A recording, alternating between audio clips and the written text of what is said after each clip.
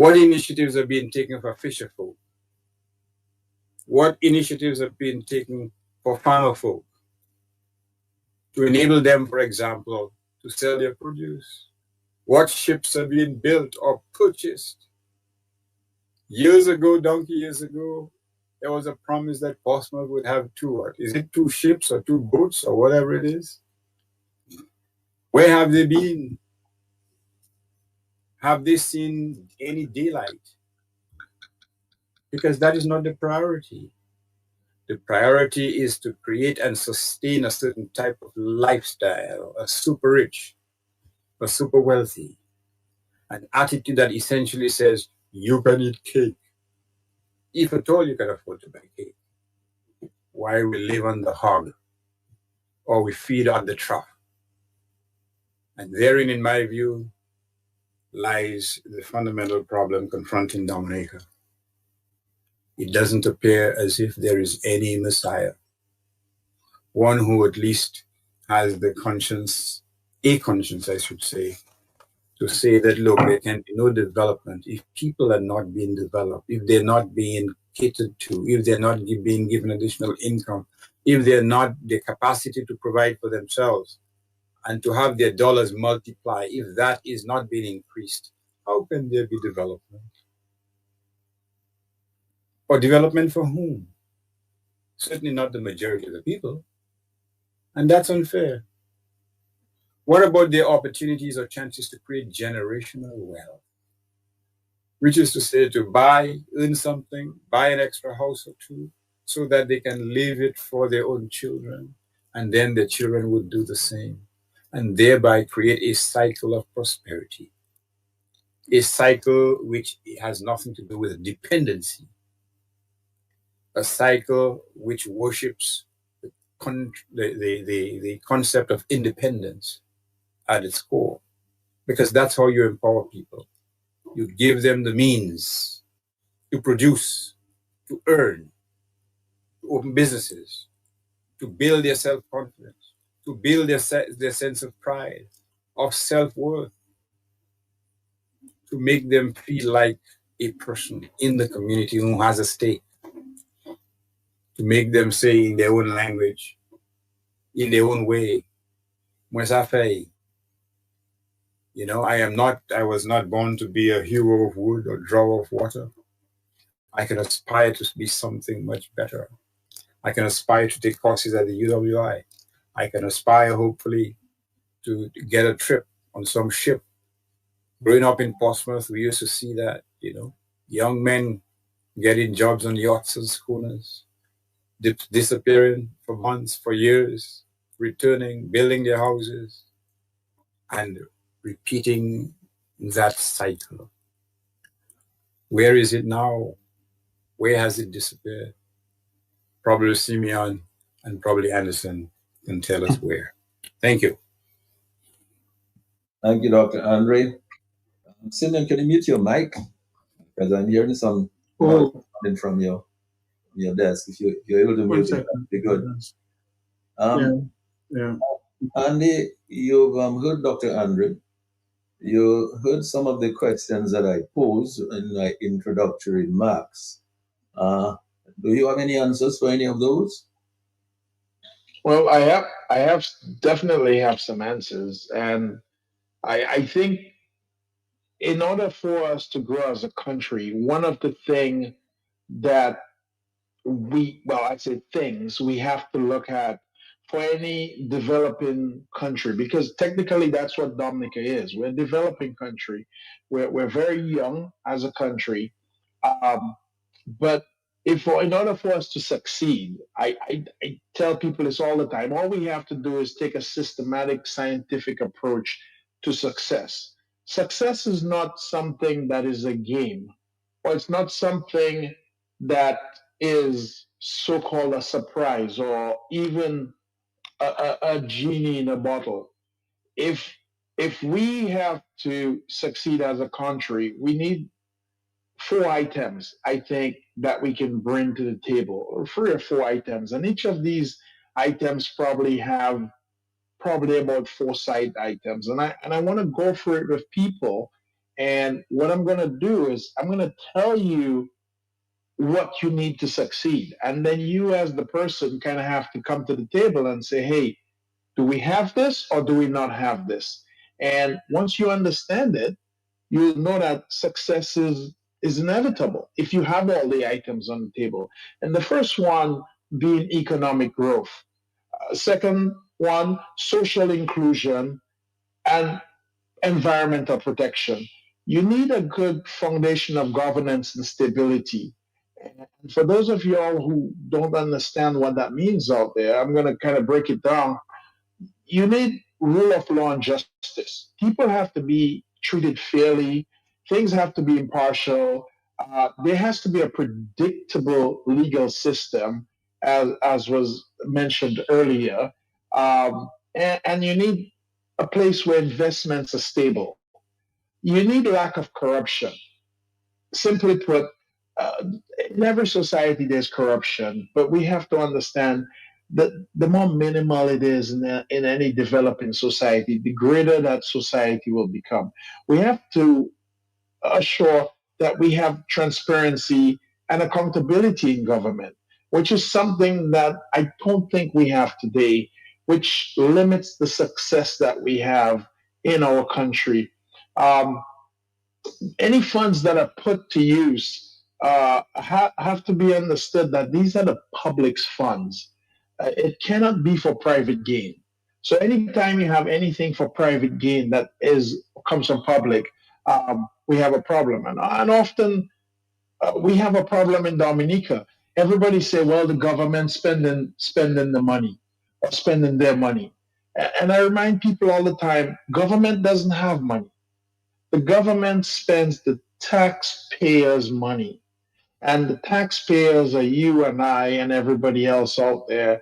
And I know we have a lot of critics out there say, well, that's the money for the government to spend. Yeah, but they also have to do a good job at doing a good financial work with it. They have to make sure that that spending benefits the people.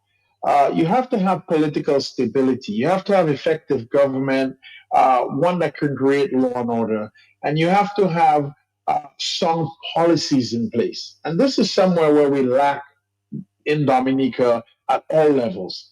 We need to have effective financial, monetary, trade policies. We need to understand our exports. We need to know what we're doing to attract foreign investments. And we need to understand how we're growing the economy.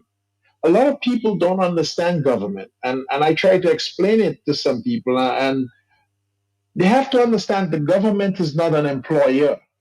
The government uses taxpayers' dollars to pay workers.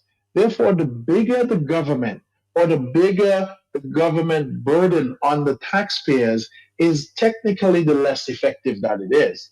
So if you want to know if a government's working correctly, all you have to do is look at the bill. Because the more people that are employed by the government versus, for instance, let's say the private sector, is the weaker your economy. And for years, we've known this, that the government is one of the largest employers in Dominica.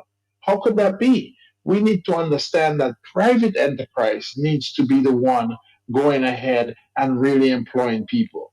We have to have some way to develop our human capital. We have to have a quality education.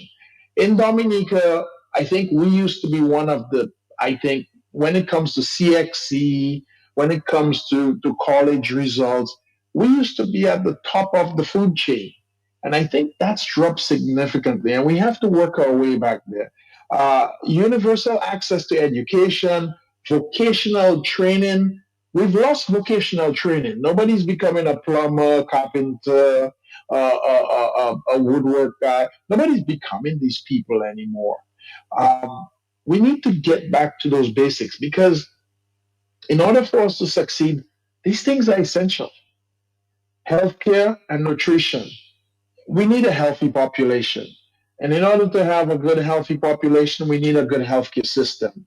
Uh, Up to today, we still don't have mandatory insurance. We have a lot of people that get injured, and all of a sudden, there's a group of people trying to say, well, let me help this person or let me help that person. We need to watch out for these things where everybody has decent healthcare insurance or even access to good healthcare. And it's so sad that every now and then our politicians get up on stage and they say, well, guess what? I can take my children elsewhere, or I can go outside to take healthcare. But what about us down here? What about those who cannot afford to leave? We need to really, really impress on that. And we need to make sure that it's not disjointed, that we're not doing one thing on one side where we're, oh my God, we're building a great hospital, but on the other side, we're putting our population at risk. I think 25, probably even 26 years ago, I came up with one question. I said, why are there so many people dying, for instance, on motorcycles or having accidents on motorcycles? And in 25 years, even though we've had hundreds of deaths, we've not implemented a helmet law in Dominica. And what is it to implement the helmet law? It's going to do the nation good. It's going to save our young men. It's going to make everybody, in case there's an accident, everybody's going to be protected. Our healthcare system is going to have less of a burden. But this one item, almost 30 years ago, I mentioned that. And up to today, nobody can explain to me why we don't have a helmet law. Now, I'm going to tell you, in just about every developed country that you go in, the helmet law exists. And nobody has been able to ask me or tell me why. We need to make sure that we have gender equality. We need to make sure men, women are all treated equally. We take care of our children as well as our elderly folks. We need to have a good structure in place. And I know that we've done well for some of the elderly. I don't know if we've done as well for the children as well. But gender equality is something that's very, very touchy. Even in Dominica, I find especially women are marginalized. They're just disregarded. People don't feel that they work hard enough, or people don't feel like they should have an equal say. So we need to make sure we watch out for that. I'm going to tell you, one of our biggest things that we suffer in Dominica, and which will answer so many of your questions, is the economic and the physical infrastructure. The investment of Dominica, the investment in our infrastructure. We need reliable physical infrastructure. We need roads, airports, ports, power grids, internet access. We need connectivity in order to create commerce. Now, I just mentioned a whole bunch of things here, and I know a lot of people get confused by all these things. But in any developing society, these are basic necessities. Too long have we had people come and impress on us that they built a road, or the government said, hey, guess what? I am building this, and our parties respond. No, this is your responsibility. As a leader, your responsibility is to build reliable infrastructure for your people. It's to make sure that they have access to those things. We should not have a power grid that's failing on us constantly. We should have something that's stable. I'm going to tell you, we need to make sure that we can create a society that has some industrialization.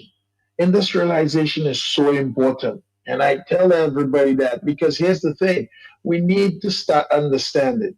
No matter how much we sit down and talk here, unless we don't start building factories, unless we don't start creating jobs that the middle class or even the upper class or in the lower class can move to the middle class, people need to see a path forward. Industrialization is so important. And the last thing that I think that we totally lack, 110% in Dominica, is innovation. I think we have a lot of smart people here. And the reason I will tell you that as a person is because when I go elsewhere, Dominicans flourish. We have Dominicans in Florida. We have Dominicans in other Caribbean islands. We have Dominicans in Germany. We have Dominicans in England. And these people do such amazing work. Now you have to ask yourself, if they were still left in Dominica, would they be able to do the same work? And the question is no. Well, why is that? It's because we lack the resources. It's because we lack the innovation. Our society does not promote innovation, it stifles creativity.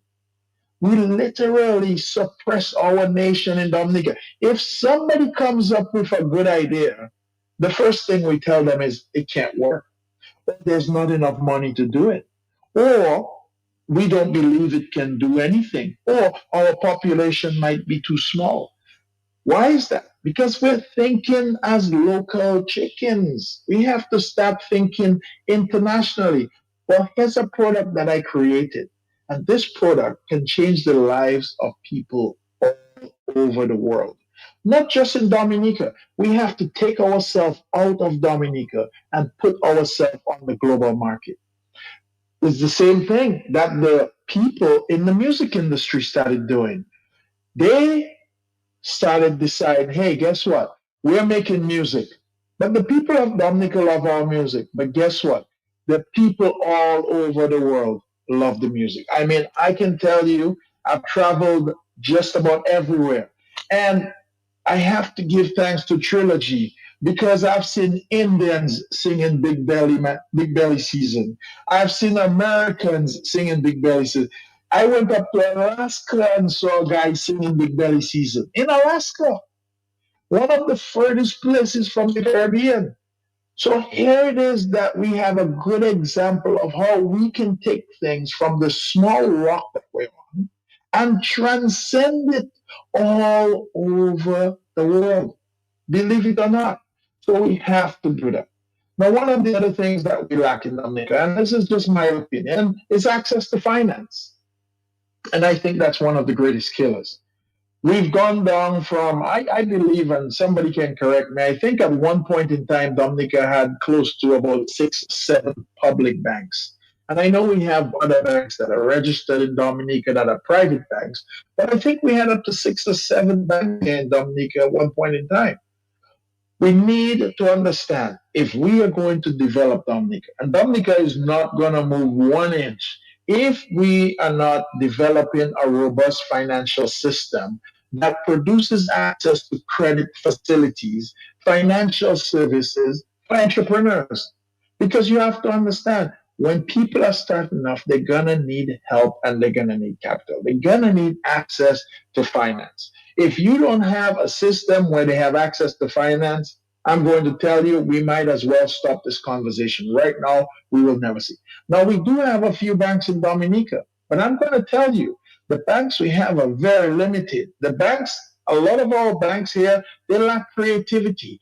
If I came to the bank with an idea, unless I didn't have a good social standing where I could support that idea or have enough credibility behind my name, and that includes probably a piece of land or maybe something that the bank could put their name on, I probably couldn't get ahead of that idea. No, it's the ideas that make us millions and millions of dollars. We have to have a good social well being and a good environmental well being.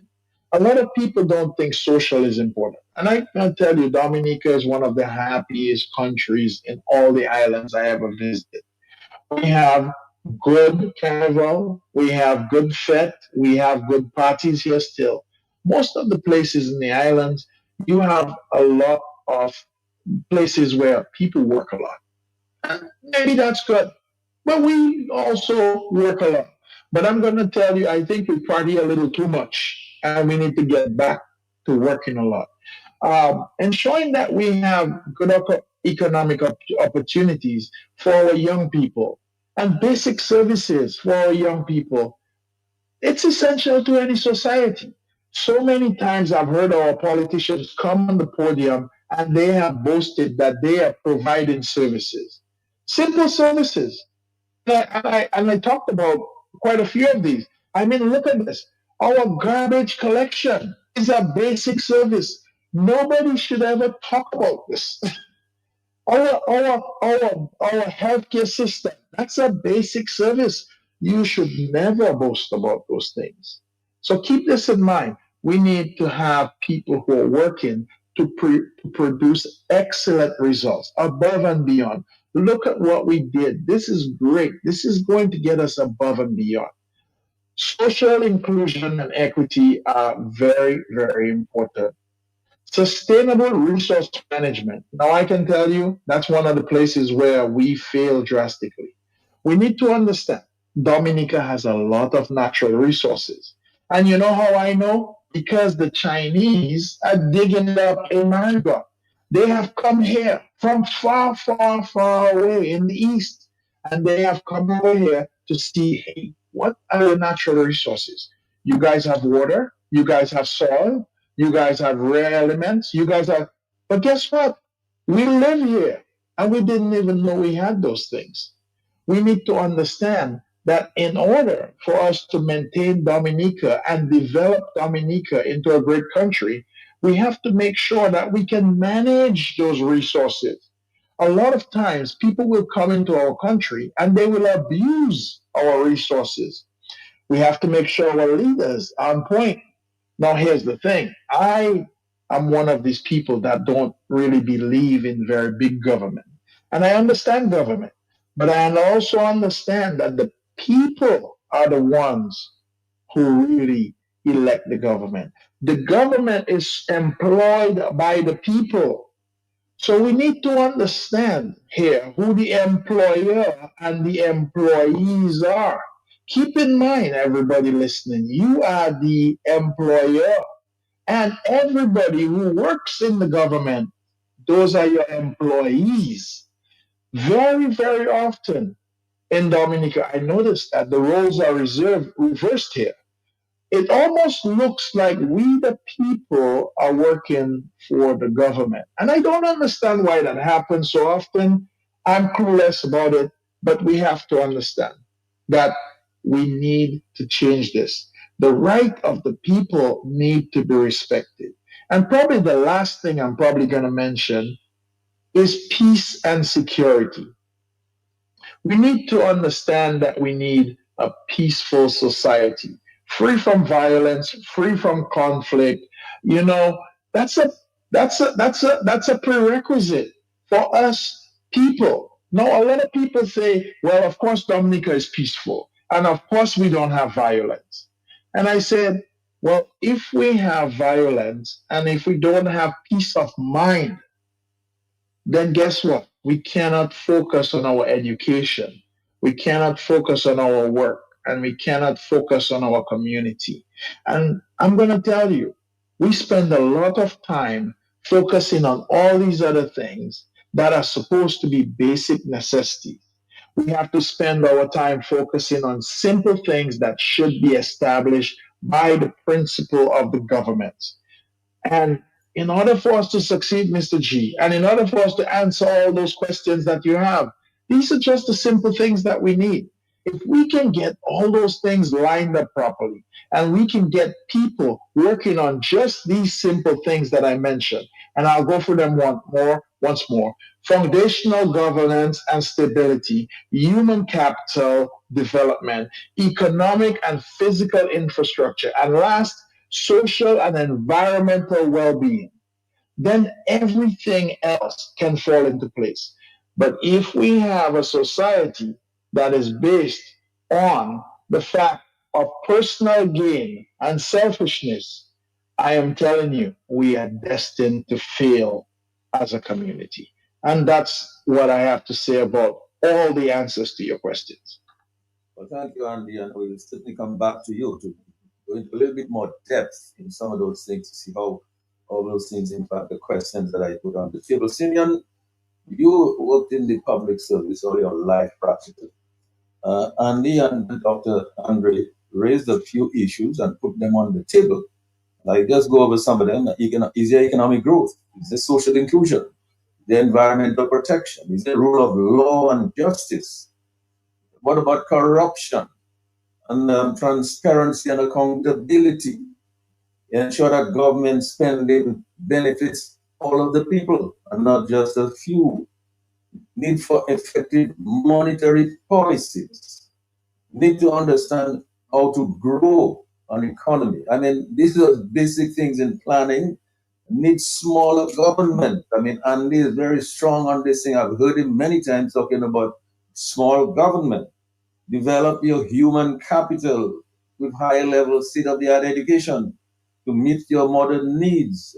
A healthy nation, healthcare. What is the state of our healthcare? Need to have gender equity, reliable infrastructure. I mean, do we have reliable infrastructure? Need industrialization and innovation. And then you use the music industry as a good example of what can be achieved internationally from our music. And then access to finance. We've lost some banks and we're now down to a couple of banks. And the sustainable resource management. And again, of course, Andy wound up with this thing about a peaceful society. Simeon, you've worked in the service all your life. Do you see those things in the last 25 years? Well, good night, Mr. Gregor. Good night to your listeners. Andy, good night. Thank you for your continuous contributions to our philosophical mindset in Dominica. And I want to join in complimenting Dr. Andre for being admitted to the bar in Dominica. I must say, when I heard that, it evoked in me a sense of hope, because I am one person who is very much concerned. I think the term was used to give renewed energy, but I'm saying that I'm hoping Dr. Andre will instill in the minds of the hopeful climate of Dominicans a greater sense of credibility and trust in the legal profession. Because if anything, that is very much lacking today. So congratulations, Dr. Andre.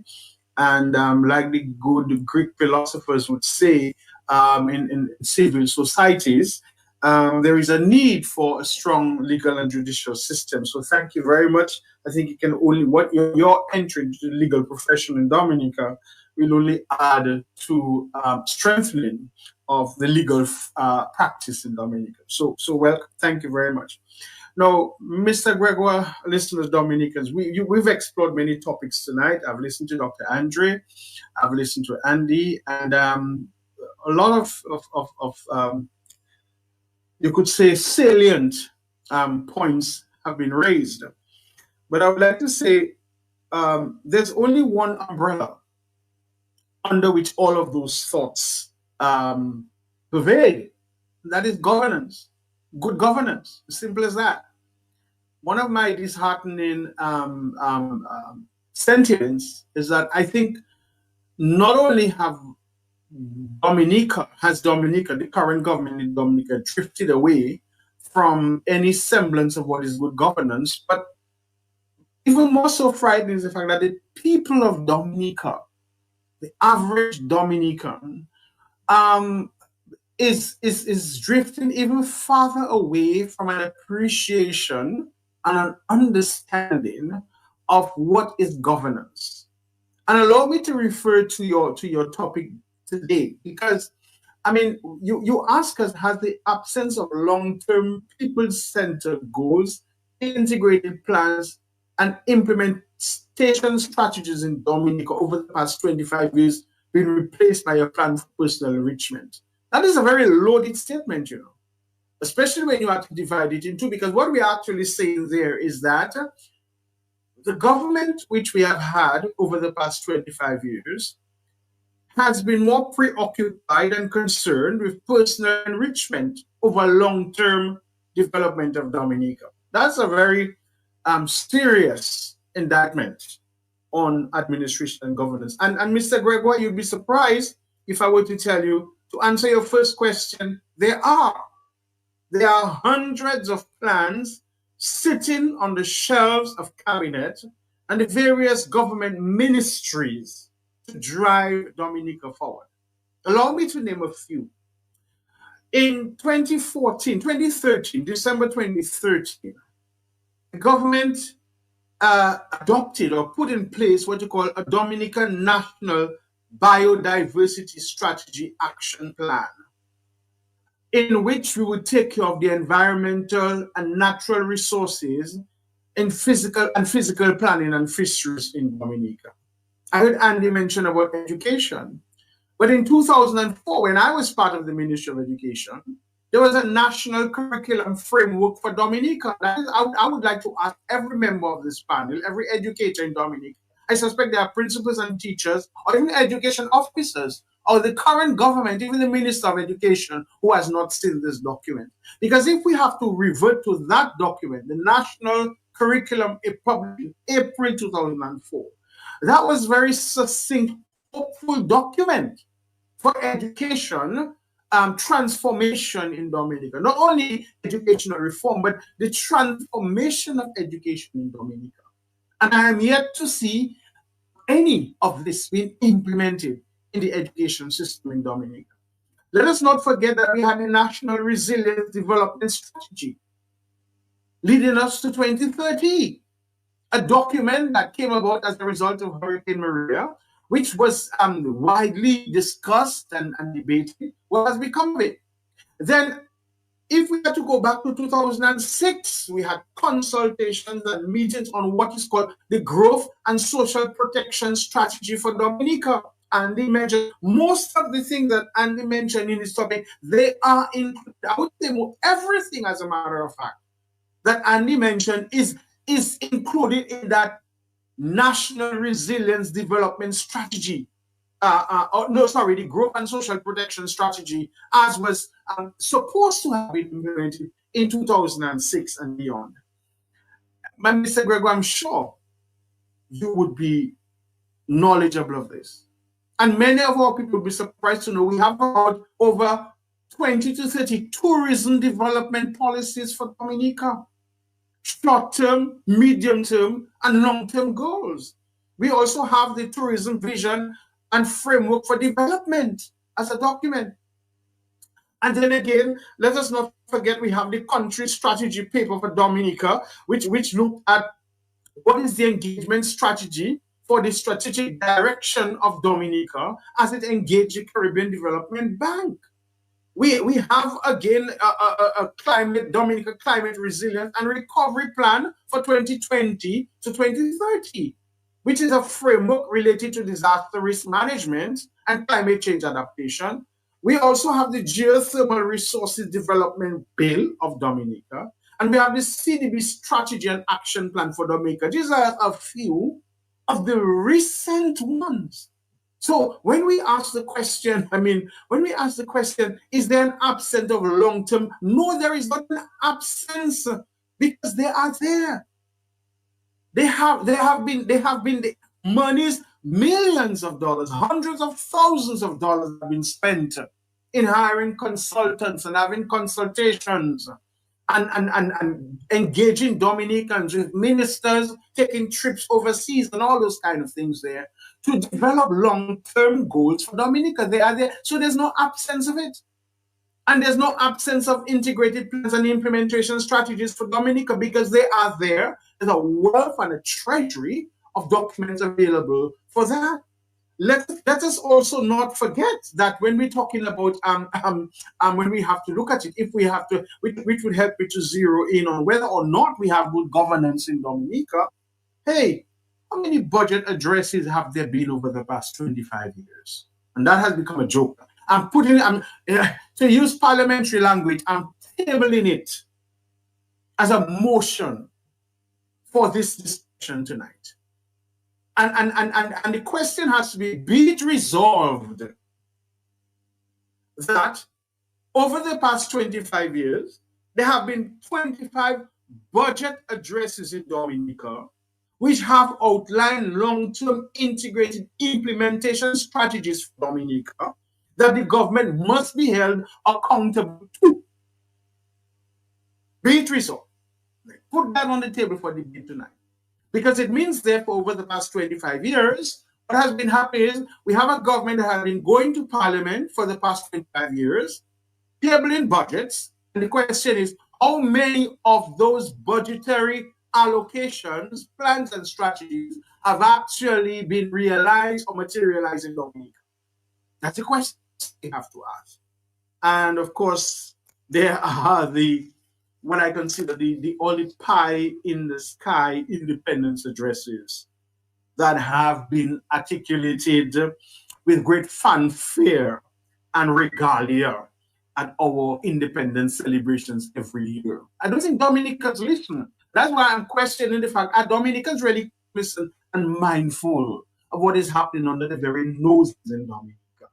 You know, because yes, and your second part of this question is important because we have to ask ourselves, how have we, because of bad governments, lack of observation of those goals, not paying attention to the budgetary allocations, and not holding the government accountable for what you put in your topic tonight as the missed opportunities in agriculture, in agribusiness, in manufacturing,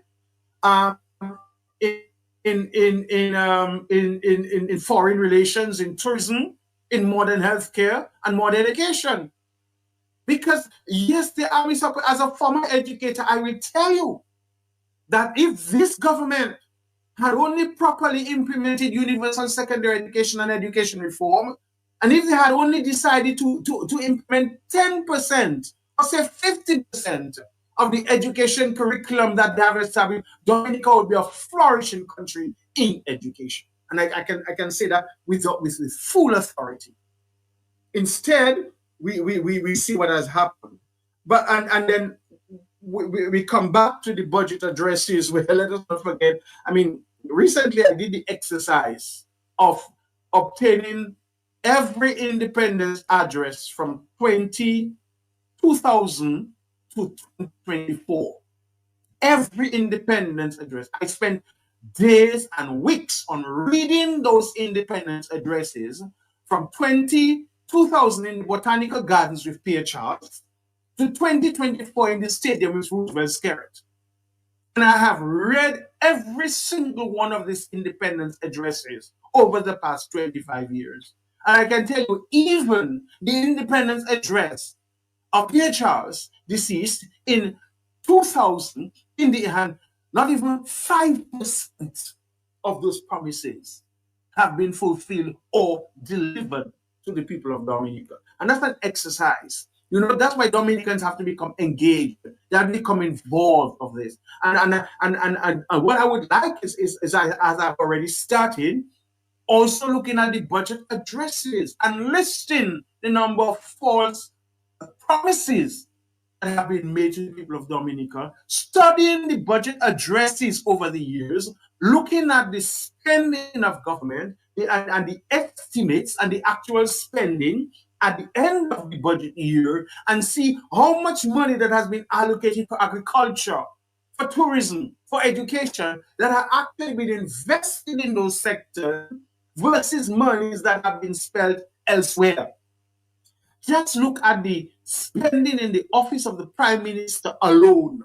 That is enough to trigger certain levels of questioning and to hold people accountable. So you see, we have been inconsistent. There's a high level of inconsistency in governance in Dominica, in implementing the plans and the goals that have been laid out as government, and particularly the level of development that Dominica has, how do you call it, missed, regrettably. And so one of the things we have to think of today is, Dr. Andre said it, that I think that development is not something that is magical. It doesn't come from a genie bottle. But unfortunately, that is what we've had as government over the last 25 years. People who go into a genie bottle and just every now and again pop their head out with some pie in the sky, hairy-fairy idea to fool the people of Dominica when they think that they need to enhance their public relations, or elections are around the corner, or they want to give people a sense of false hope, or they wish to make people believe that the government is doing something when in fact they are actually doing nothing. You know, I'm not sure, Mr. Gregor, that we are aware that there's a Physical Planning Act of 2002 And chapter 2 has to deal with a development plan, management of the development of the land resource in Dominica that has been severely violated over the past 25 years with the construction of almost every major government project. That is where sometimes I think the government ought to have been sued, because it's an act of parliament that has been assented to by the parliament, and this very act has been violated by this very government, which has implemented this very act in 2002, and they need to be held accountable. So all of those things would lead to, when we talk about the economic stagnation and particularly the oppression that our people are feeling, to move up become the kind of dictatorship that is thing. You know, Mr. Gregoire and fellow panelists, let me just throw some political science and on my thrust to even social science what do you call it insight into this. According to political science, they tell you there are 12 forms of government. There are 12 forms of government, and I want to say that tonight so that we can think a little. We can have some sober thoughts and deep reflection. So where we are today as a country, the state of government that we have, and to what extent we are willing to do anything about it. It's amazing. Historically, we have moved and shifted from different forms of government. I'm not sure if we are aware that there was the aristocracy. That was the government of the small privileged class. Okay? And then we had the gerontocracy era of government, which was a government by a group of elders. We have had governments of autocracy, that is governments that is ruled by a single ruler. We have had government in years, government of mobocracy, that is government ruled by a mob, as had in certain places in Europe, for instance.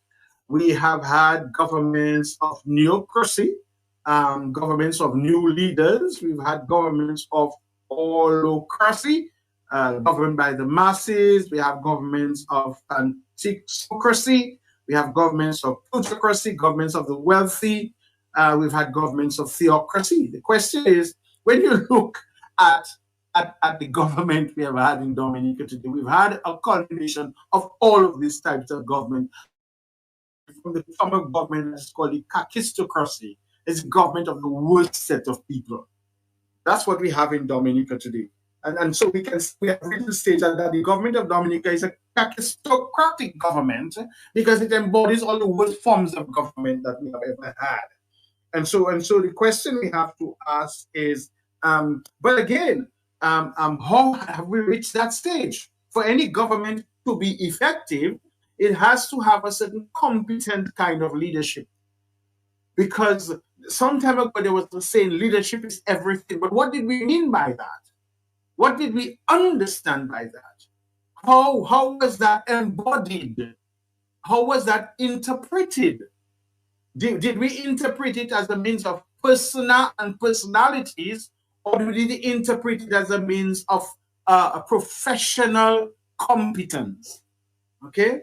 Because for any government to be effective, it has to have a certain level of competent leadership. So you have to have a leadership that is good at decision making, a government that makes sound choices, a leader that makes sound choices and would learn from the outcome of those choices. You will need a leader that sets and aligns strategies, okay, and define a direction and ensure the strategy that will connect with the organizational goals of government. You would need a leader that would deliver results in the right way, that would able allow people to achieve success while staying true to the vision and the values at hand. You would need a competent leader who coaches for performance and development. and who can unlock a team's potential by motivating, guiding, and growing people. And you will need a leader who is competent, who can lead for business success. I'm sure Andy would like that, because you have to be able to set clear goals, to plan effectively, and to use resources wisely. And a competent leader who's able to create winning teams where you build collaboration, teamwork, and a strong relationship to achieve those goals. And also a leader who can lead, change, and motivate others, as someone who can inspire and guide people through challenges. So, to answer your question at the very top, when we look at the kind of leadership we have in government today, the absence of any competent strategic leadership, if you have an incompetent leader who is not very strategic, you will not have good governance. And if you do not have good governance, you cannot have long-term goals and plans for the strategic development of any country. And what you will have instead is leadership and governance that are in power for personal enrichment. Because if you do not understand your role as a leader, if you do not understand the necessity of good governance, what is going to happen? The lives of the people in terms of agriculture, agribusiness, manufacturing, tourism, foreign relations, modern healthcare, and modern education, as we prepare people for an era that is upon us, will not bear any fruit. Instead, what you will have are neophytes and narcissistic people who will see their opportunity in government to enrich themselves, because they would lack the necessary know-how, capabilities, persona, intellectual capacity, emotional intelligence to be able to govern well. And so you will have economic stagnation and oppression as we are seeing it today. Thank you so much for that, for your opening remarks there, Simeon. I'm going to go back to Dr. Andre, but I want to ask Lambi to give our listeners the numbers so they can call us and engage with us as we go along. Lambi, give the numbers out to the folks. Good evening. The numbers are as follow: 449-3095, 449-3096, 449-3097, 616-4257. Those are all local numbers. The overseas or international number comes up now: 305-432-9624. Let me run those one more time. Local numbers: 449-3095, 449-3096, 449-3097, 616-4257. The overseas or international number: 305-432-9624. Back to you, Mr. G. Yes, thank you, Lambi. So you'll take the calls as they come along, just make us a sign. So, but Dr. Andre, Simeon left off on this note, this leadership is everything. That's a term we've heard for a while in Dominica. But he has a question about competence. He put the word competence on the table. I mean, in terms of all the plans that may exist on shelves and in desks and in ministries, where is the implementation of those plans and those goals? Where indeed. But when we speak of competence, we ask ourselves, competence in what? Competence to do what?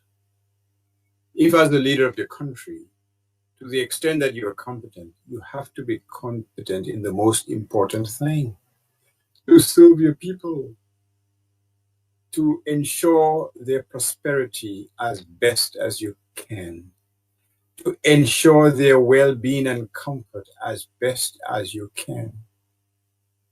If that is not your goal, then quite frankly, it raises the question which Simeon has raised: what is the justification for holding that type of leadership position? It cannot be to serve yourself. It cannot be to cater or to pander to your vanity. Leadership in the true sense, and we have examples of true leadership in our history. We have people like Edward Oliver LeBlanc, We have people like Mr. John, people like Mr. James. It sounds like this is in the Bible. Probably it is. We have other folk and so on who've given us some indication as to what empowerment is all about. When a leader develops a housing scheme and ensure that each person who receives one of these eventually at some point obtains title, so he or she can improve on that. He or she could add some bedrooms or a concrete kitchen structure, improve on it, thereby including or increasing his or her stake in the community. Now we're talking leadership, because the focus is not on you. The focus is not on the man in the mirror. The focus is the man on the street, the man who toils, the man who has to cut grass, who has to fish, who has to stand in front of that woods burning oven to make bread. The man who have to enjoy or to benefit from the sweat of his brow, to give him an option to rise beyond his immediate situation, to ensure that his children can go to the sixth form, where it's no longer sixth form. The UWI take classes, do courses, improve themselves. Education is a terrible thing to waste. These are the things that we have to nurture our children on. You do not waste the gifts that you have. Teach them, and Simeon is better than I. He's a big biblical scholar, Father Rodney. Well, Pastor Rodney. The parable of the sower. What it means to sow your skills on fertile soil as opposed to stony soil. Do not squander the gifts that you have. Do not be ashamed on account of peer pressure to save your resources because you have this goal in mind, because you see a success. And when people see an old house destroyed by hurricane without a roof, you see what you can do to transform it into a glittering city or glittering abode where you can improve yourself by generating some additional income for yourselves and your family. That is what leadership is all about. That is what competence is all about. You are competent in the role that the people have bestowed upon you. Because after all, if all over the Caribbean you see examples of competent leadership, whether in St. Kitts you see what the CBI money has been used for, whether in other countries persons receive benefits during times of need. If you pat up here, what does that tell you? We've raised this question before. Sapamuntu, have you been doomed to occupy the lower rung of the economic ladder in your own country? No. They have to be empowered to make something of themselves. I don't know, Mr. G, probably you got a J. That's what we used to call it before, J or something. Huh? Probably you have a coconut fiber mattress and there's a big slit where you hide your money. I don't know what it is that you have. But we have to teach these skills or these qualities, these attributes. You will eat bread by the sweat of your brow and you should be very proud to it. The whole business of sitting on the sidewalk with something in your mouth is not the path to development or to self-fulfillment, on the contrary. But the enabling environment has to be created. This is not rocket science. Whether it's from Mr. Jolly, whether it's from Mr. Joseph, they have elucidated all what is required to create a productive society, one that develops. Because development is not building these concrete structures so that we can boast about how developed we are. Develop is based on your people, how educated they are, how innovative they are, how enterprising they are, how hardworking they are, how much sacrifice are they prepared to make in the present so that they can reap the benefits in the future. That is what we are talking about. That is the development that Dominica needs. And the question is, do we have it? Thank you. Thank you, Dr. Andre. Andy, I come back to you. You mentioned the proliferation of things in your first contribution to the topic tonight. I believe you can add on to those things, but then again, Simeon added a few things to that list. Simeon added the need for good governance, and he mentioned so many different plans and projects that are on desks, on shelves, or in drawers in the ministries, growth and social protection strategy, tourism development policies, country strategy paper for, the climate resilience, geothermal development bill. And then Timian mentioned something which I know that you yourself are concerned about. We've had these budget addresses over the years. Every single year we have a budget address, and every year we come back. 75% of the things, the allocations are not implemented, except in one or two ministries. But you find a lot of these allocations for these ministries are not taken up. Your thoughts on this question, because in terms of competence, right, and the inconsistent implementations of these plans and goals and the things allocated in the budget. Your thoughts, Andy? Well, I'm gonna go over a few things, and I'll tell you. I think many of the problems we have, or the things that we haven't accomplished yet, has a lot to do with mindset and positioning. And I'm going to disagree with Simeon slightly and tell you that Simeon mentioned the fact that we don't have good government, and I think he may be right. However, I would disagree with him on the fact that probably he may give the government too much credit. A lot of the things that have not been accomplished by all the things that he mentioned may not have to do with the fact that the government purposely did not try to accomplish it. It may be the fact, if we have to think of it a different way, that they might not be capable of accomplishing it. Simply put, if you don't have the knowledge to accomplish something, then it's very hard for you to expect good results. And we've seen over and over again where contracts are given out to people who are not capable of completing the contracts. We've seen jobs that have been given out to people who are not capable of doing the jobs. We've seen time and time over again where things are not bidded out correctly, meaning that you have a project, that project should go through a bidding process. The people who are capable of doing the job should be researched carefully, and things should be put in place to ensure that that job comes to completion at some point. When Simeon talked, and forgive me, Simeon, for disagreeing with you, it's almost Simeon said, well, they're quite capable of doing it, but they just didn't do it. And I don't think that might be the case. In order for us to develop this country, it requires kind of a pragmatic adaptation to some constraints that we have. We have to kind of leverage opportunities, and Dominica has had several opportunities in the past. The unfortunate thing is that we've not taken advantage of many of the opportunities that we've had.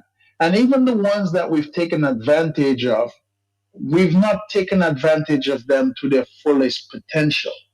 So the question really needs to be asked, are people capable of taking care of these things?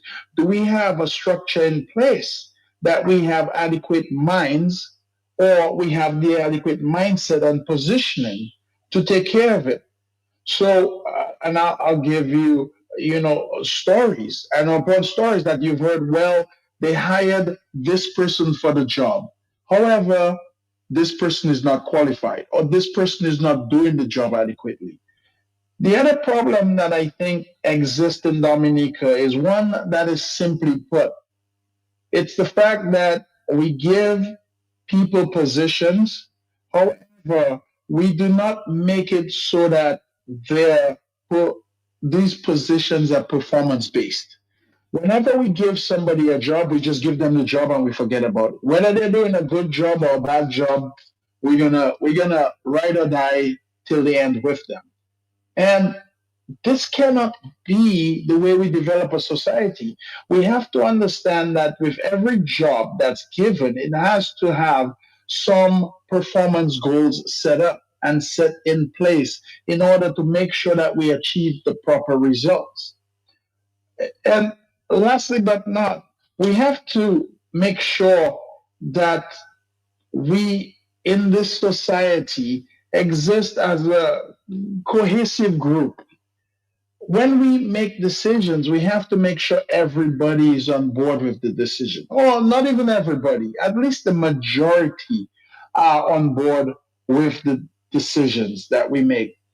And a lot of times the decisions are made, but they're not made with the interest of the majority in mind. They're made with some degree of self-interest in mind. This person is my good friend. I'm going to hand this off to him because I know him. Or this person may help me in the future, so therefore that person owes me a favor. So a lot of the things Simeon brings up, while he's quite passionate about it, Simeon, don't get me wrong. I just don't think the capability to accomplish these things were there. It's not that they got left on a desk. It's almost like if we didn't know what a diamond was, I could probably put a diamond in front of you and it would mean absolutely nothing to you. So I think this is what exists in our society consistently. And we have to figure out a way to do that. We have to start putting the correct people to work. We have to build trust. Now, one of the other things that I mentioned is that when we're building, we have to build with smaller groups.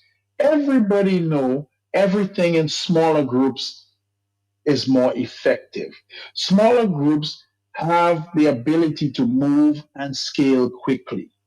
Right now, we've built Dominica on a government that is so large that it is very hard to move the needle. There's a lot of waste, there's a lot of inefficiency.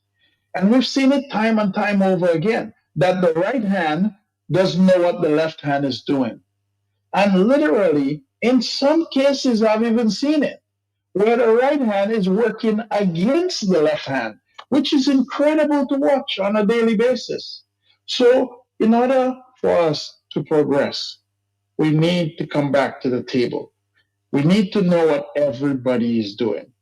We've had parliament meetings, and it's nice that the government meets once a month. But I'm going to tell you, we have, to some extent, an absentee leader. Our leader is very absent. And a lot of people may ask the question, well, why do you say our leader is absent? We have a leader that spends more time out of state than in state. So the question begs, who is actually being the example for the people below? Who is actually going ahead and leading the people below? Now, it's nice to know that you have a good running business and you can pick up the phone and you can call somebody and say, hey, I need you to move this, I need you to change this. And that's assuming that you have a good business and you have reliable people in place, both of which we do not have currently. In order for us to begin to even fix this country, and I'm going to call it fix, Simeon, we cannot focus on what we have now. We have to start with our young people and we have to build from there. Now, many of us have seen what our young people are capable of and what they're doing out there. And some of us have hope and some of us don't have hope. Well, for those of us who have hope, we have to start making sure that we can develop those young minds. I'm going to tell you, and I know a lot of people say, well, Andy, you might talk a lot because you might know a lot about things, but I'm going to tell you my time is over. If you put me out to pasture, I would be happy because guess what? anything that happens from now on in, I'm probably going to be okay. But the people that are coming after us may not be. So this is why these discussions are so important. They're not important for Simeon. Simeon's going to be okay. I'm going to be okay. Mr. G's going to be okay. We're all going to be okay. The question is, are the people who are following us going to be okay? Our sons, daughters, our grandsons and granddaughters, are they going to be okay? Is there going to be something wrong that we're going to leave them? Is there a legacy that we're going to leave behind that they can go ahead and inherit? And I'm going to use the word inherit because we're basically leaving them something behind. We're going to have to try to figure out how we can leverage our positions a little bit better. A lot of the talk that has gone in to tonight tells us that we are dealing with fully competent, fully cognizant people.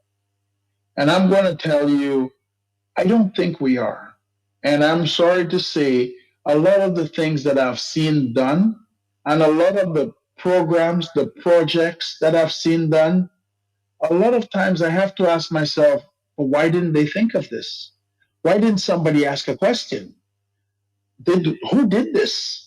Was somebody qualified enough to do this program or to do this venture? Because it almost looks like there was no effort put into it. It was almost done in a rush. It was almost done so that somebody could say, it's done. It was not done with the fact that, okay, I'm doing something here that's going to work for the future. I'm building something here that our grandkids are going to enjoy. I'm building something here that we can go ahead and feel proud of for the next 30, 40 years. I think our leaders, I hate to say it, and I've said it before, I think Mr. Roosevelt Skerritt has lost his way. Anytime I see things going on like that, I think he's lost ideas. Our leaders have no more ideas. Simply put, because there's no original thought. We have not, and I'm going to go on record and say this, and somebody can correct. I don't think we've seen an original thought in Dominica in the last 15 years. I don't think we've seen anything original. And some people may tell, oh, well, we're building an airport. Well, the airport was 30 years ago. We thought about building an international airport. We just never got around to it. And some people say, well, we're building a marina. That's probably even older than the airport, if you ask me. We're building hotels. Oh, well, Jesus. I mean, that's even further back. So I'm going to tell you, and I'm going to go 15 years just because that's as far back as I've researched. I have not seen an original idea in terms of how to create or generate sustainable income for Dominica as of yet. And if somebody wants, they can fact check me or correct me. But if there is something that we've done in the last 15 years that is an original idea that says, look, we thought about this and this is going to work, and it was put forward, and here it is that we're generating income. In fact, the truth is that I would beg somebody to actually revisit some of our old ideas, because I think there were ideas that we've put to pasture that would actually work. One of them, for instance, being agriculture. If Dominica went back to an agricultural-based system, I think we could be successful. When cannabis was legalized, I think if Dominica had jumped on the train, we would actually, and I'm going to say this because I understand it, and this is an industry I'm familiar with. When cannabis became legalized, if we had jumped on the train where we were producing cannabis, today we would have a country that is producing more money from cannabis than from the CBI.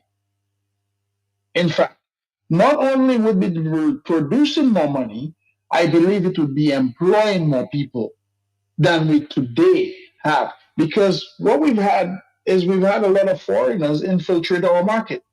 So I'm just going to give you one example from my knowledge that I know.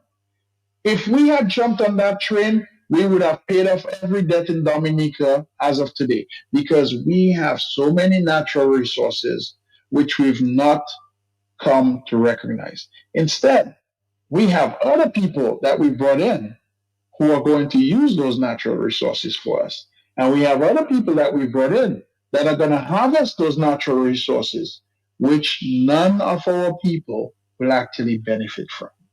So, in order to talk about the grand scale of things, Mr. G and Simeon, and all the other everybody else out there, my thing is, in order for us to succeed, we have to have good decision making power.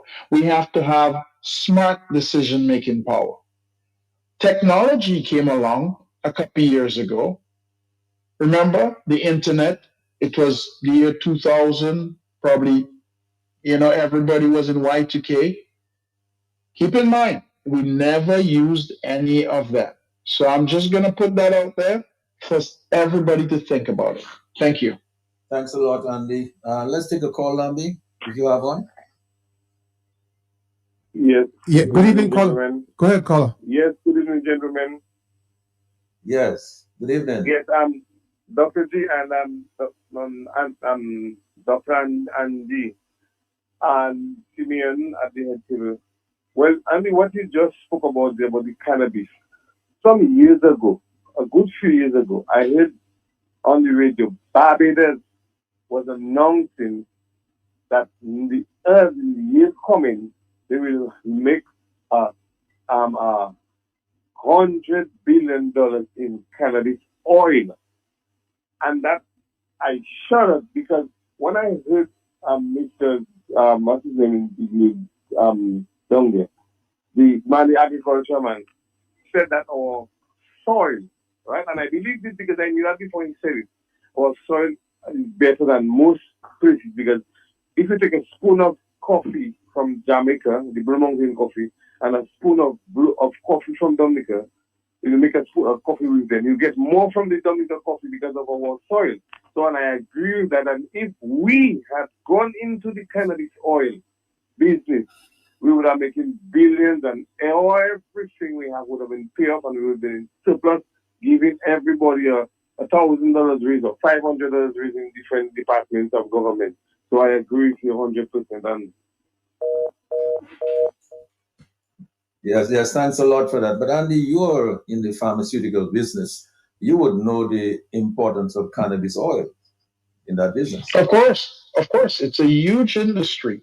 But again, keep in mind, here's what I'm saying to Simeon's comments or even to your comments. In order for you to have recognized that is an interesting fact, you would have to have the knowledge. A lot of our people that are in government right now, I do not believe they have the knowledge. The decisions that they have made are totally 180 degrees from the decisions that should have been made. And to Simeon's point, there's a lot of paper on the desk. But if you don't know what to do with the paperwork, if you don't know how to handle it, if you don't know the right people to employ for the job, if you don't know the right people to go ahead and put in the right position, we cannot succeed. I'm going to teach you one thing. Mr. G, you know my dad very well, Mr. Jolly, and he taught me a lot. And for the people out there, I'm going to tell you, write this down. My dad taught me one simple thing. He says, never give a man a job to do unless you know how to do it yourself. Because at that point, that person has you. If you do not understand it, take some time and research it. Make sure you understand. Ask questions. Make sure you get yourself educated. So a lot of the points that we raised tonight might be all well and good, that we have opportunity, that Dominica has a lot of potential, that our politicians are not taking advantage of this or didn't do this or didn't do. But go back. It all has to do with the capability of the politicians. And then you ask yourself for simple, look at the other countries, whether it be St. Vincent, whether it be Barbados, whether it be all the other countries that took advantage of these programs. It's because they had knowledgeable people to make sure that they did the homework and they made sure that they got the job done. Today, if you look at St. Kitts, if you look at Antigua, look at their tourism industry compared to Dominica. Remember the days when we said we were going to build a better deepwater harbor. Remember the days that we said we were going to build a cruise ship village. Remember the day that we said we were going to make it so that we could get 2 boats in port without disrupting the normal flow of business. Today, I'm going to tell you, none of this has been taken advantage of. And you have to ask yourself, is it because the opportunity was not there, like Simeon mentioned, or is it because our politicians are not smart enough to take advantage of the opportunity? There's money out there. There's a lot of money to be made. Dominica is probably one of the most underdeveloped countries out there. In fact, the truth is that if we wanted to turn Dominica around, and I'm going to go on record and say this, and you can quote me on this, if we had smart people at the helm leading Dominica, we could turn Dominica around in 36 months. We could make this island the gem of the Caribbean in 36 months. If we straightened up our act and decided to do things correctly, if we decided to collaborate with the right people, if we decided that we were going to take advantage of each opportunity that was presented in front of us, and we got things stabilized again, Dominica could turn around in 36 months. Keep that in mind for everybody out there. Your life could change drastically. Your investments could change drastically. Your paychecks could go up drastically. And Simeon would no longer have anything to complain about or talk about, simply because all the paperwork would be being processed on the table. We would be making sure that every T is crossed and every I is dotted. Again, Mr. G, I don't think it has to do sometimes with the fact that Dominica was left behind. I think it has to do with the fact that we have a lot of incompetent politicians. And incompetence leads us right to where we are today.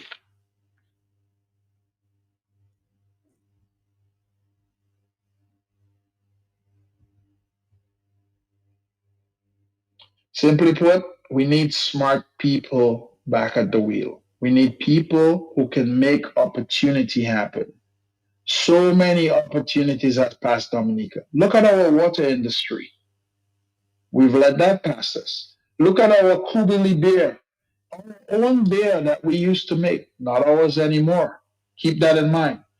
Our port charges are going up. I don't know how many people have been affected by the fact that there are long lines every time that there's a cruise ship in town. Those long lines are affecting our people.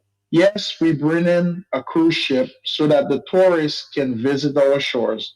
And yes, we can make some money. But look at the incompetence of the politician. Instead, they're saying, hey, we have people working.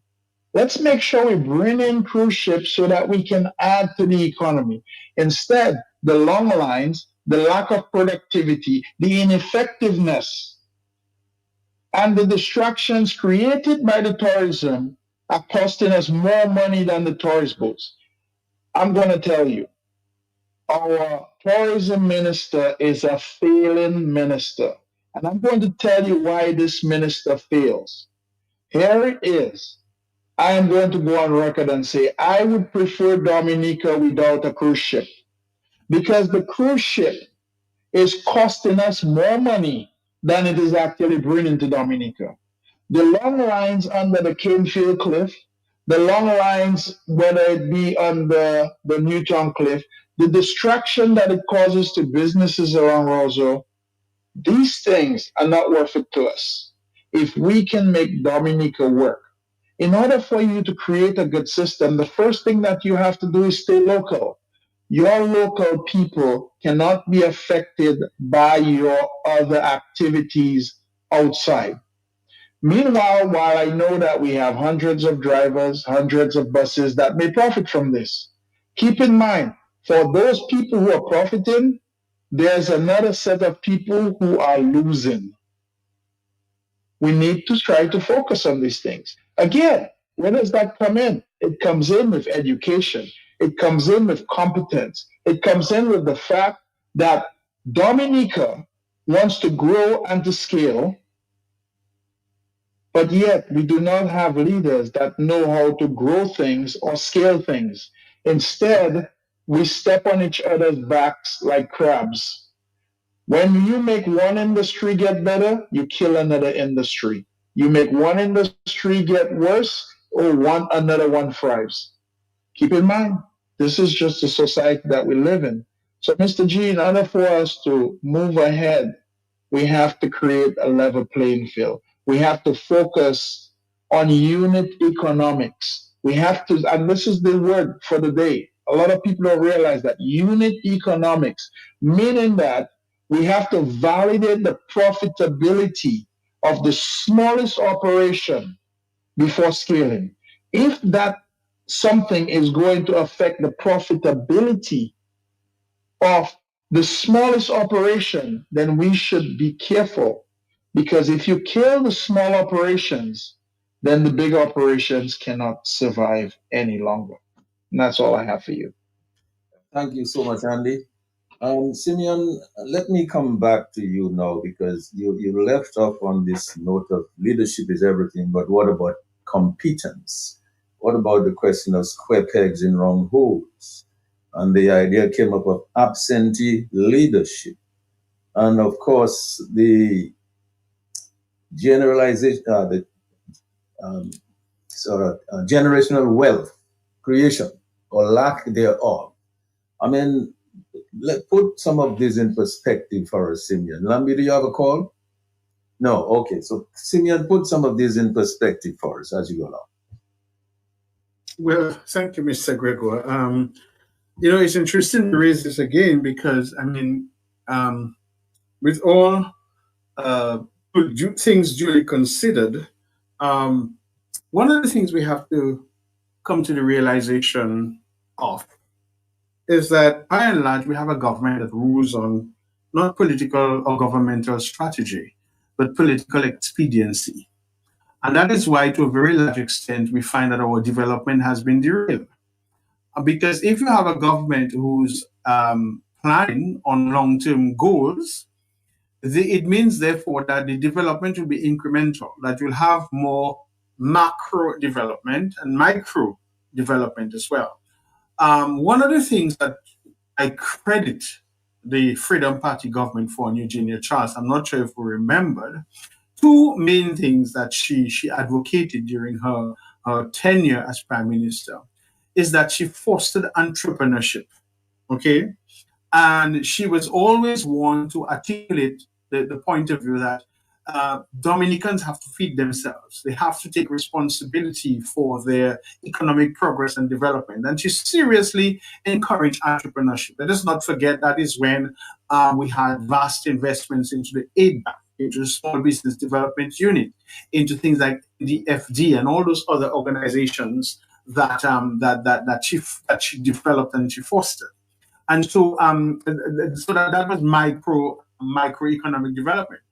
And then on the macro level, remember, on the advent of the General Agreements on Tariff and Trade, while she was in power, again, she advocated very much for transformation of the Dominican economy. Let us not forget that she advocated for the Coconut Rehabilitation Project, that with the help of IFA, the International Fund for Agricultural Development, she spoke a lot about diversification in agriculture. To the extent that we began things like the Coconut Rehabilitation Scheme, the Citrus Rehabilitation Scheme, prawn farming, fisheries development, and all of those sorts of things. So you have to give her credit for that, But so that is an example. We also have to look at the efforts of Mr. Libla and even Patrick John, because the two manifestos of 1970 and 1975 were 99% fulfilled by the government. If you go back and you do research into the budgets of those eras, as well as 1980 to 1995, you will find that almost every item in the budgets that were articulated by Mr. Libla, Patrick John, and Eugene Charles, they were all fulfilled. And what that speaks to is that you had a government that was strategic. You had a government that saw development as incremental. You had a government that saw development as having the need to be diversified. Mr. Gregoire, you will agree with me, between 1976 and 1979, we had a serious expansion of cultural industries in Dominica through the growth of many local bands. You will see and that kind of stuff. So what we have today is an expansion of a government that rules not in terms of long-term economic planning and development, but on political expediency. Everything this government does is that we have in power today is for two reasons. One, to aggrandize the current prime minister and the head of government that we have now, to make it be people believe that he's the be-all, the end-all of everything that exists and everything that pervades, and without him, nothing can happen in Dominica. Dominica cannot progress. Okay, that is a very how you call it, the smoke screen of any semblance of effective leadership, and doing everything to be politically triumphant as winning the next election. There's no doubt about it. If you notice the lulls and the highs and the spasms and the gaps between projects in Dominica, you will see that it's totally political expedient.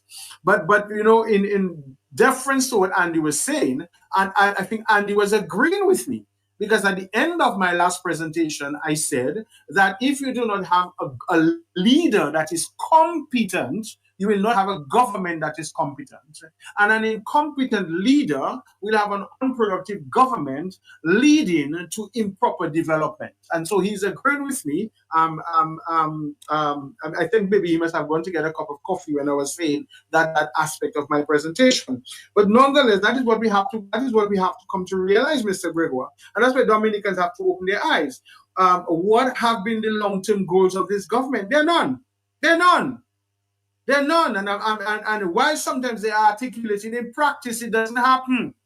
Not the housing program, not the hotel expansion development program, none of those programs. Simeon, Lambi, you want to take a quick call? Yes, there's a caller on the line. Caller, please go ahead. The caller on the overseas line, are you still there? All right, so we've lost that call. So Simeon, sorry about the interruption. Right. None of these programs have been done for the development of the people of Dominica. You examine every effort. I mean, I saw the government the other day giving out fishing boats. Not that I'm against farmers or fishermen or fisher folk getting fishing boats, but I listened closely at the ceremony. And in at the heart of giving out this, not the Prime Minister, not the Minister of Agriculture and Fisheries, not the parliamentary representative, none of them articulated a plan for fishing in Dominica. Not one of them. And so I asked myself, how are you empowering people, right? How are you allowing people to take responsibility for their own individual progress and development, which will lead into the overall development of Dominica? And so we will just continue to have a set of stagnation. Another thing we must pay attention to in terms of this political expediency in Dominica is the fact that you've had a government that has basically oppressed anyone with an idea that does not support. We have a government and we have a prime minister and a cabinet and ministers of government and unfortunately even governmental officials who will suppress and oppress anybody who does not support the Dominican Labour Party, who tries to open a business or who goes to any one of the government agencies for some financing to develop themselves, because they think that development of Dominica is for they and their supporters and their friends and their family alone. That is where your topic about personal enrichment comes in, because what has happened is that we find a lot of family members of people in this government, friends of people in this government. I'm going to say it very clearly. There is the Public Service Act and the Public Service Ordinance, which says that public servants cannot receive funds from government for personal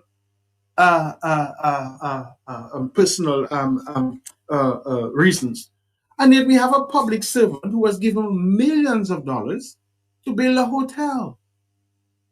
That is in serious violation of standing orders, general rules, and I don't care what anybody says. This is wrong.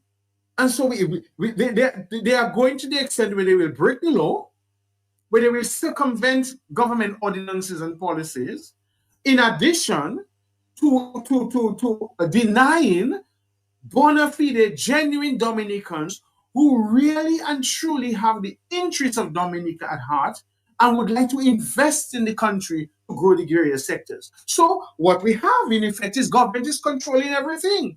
Government is controlling the agricultural sector. Government wants to control the hotel sector. Government wants to control the small business sector. Government wants to control the fishing sector. Government wants to control the small business sector. Because even if you go around to look at how many of the supporters of the government who have been given money through the various local agencies to set up businesses for their own, and they're all supporters of the government. And they cannot deny that fact.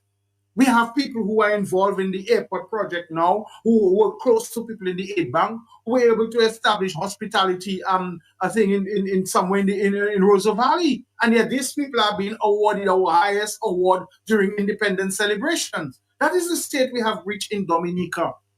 And so when we're talking about personal enrichment, this is what is happening in Dominica over the past 25 years. And what has happened is to find people who have been trying their best to grow the economy, to invest.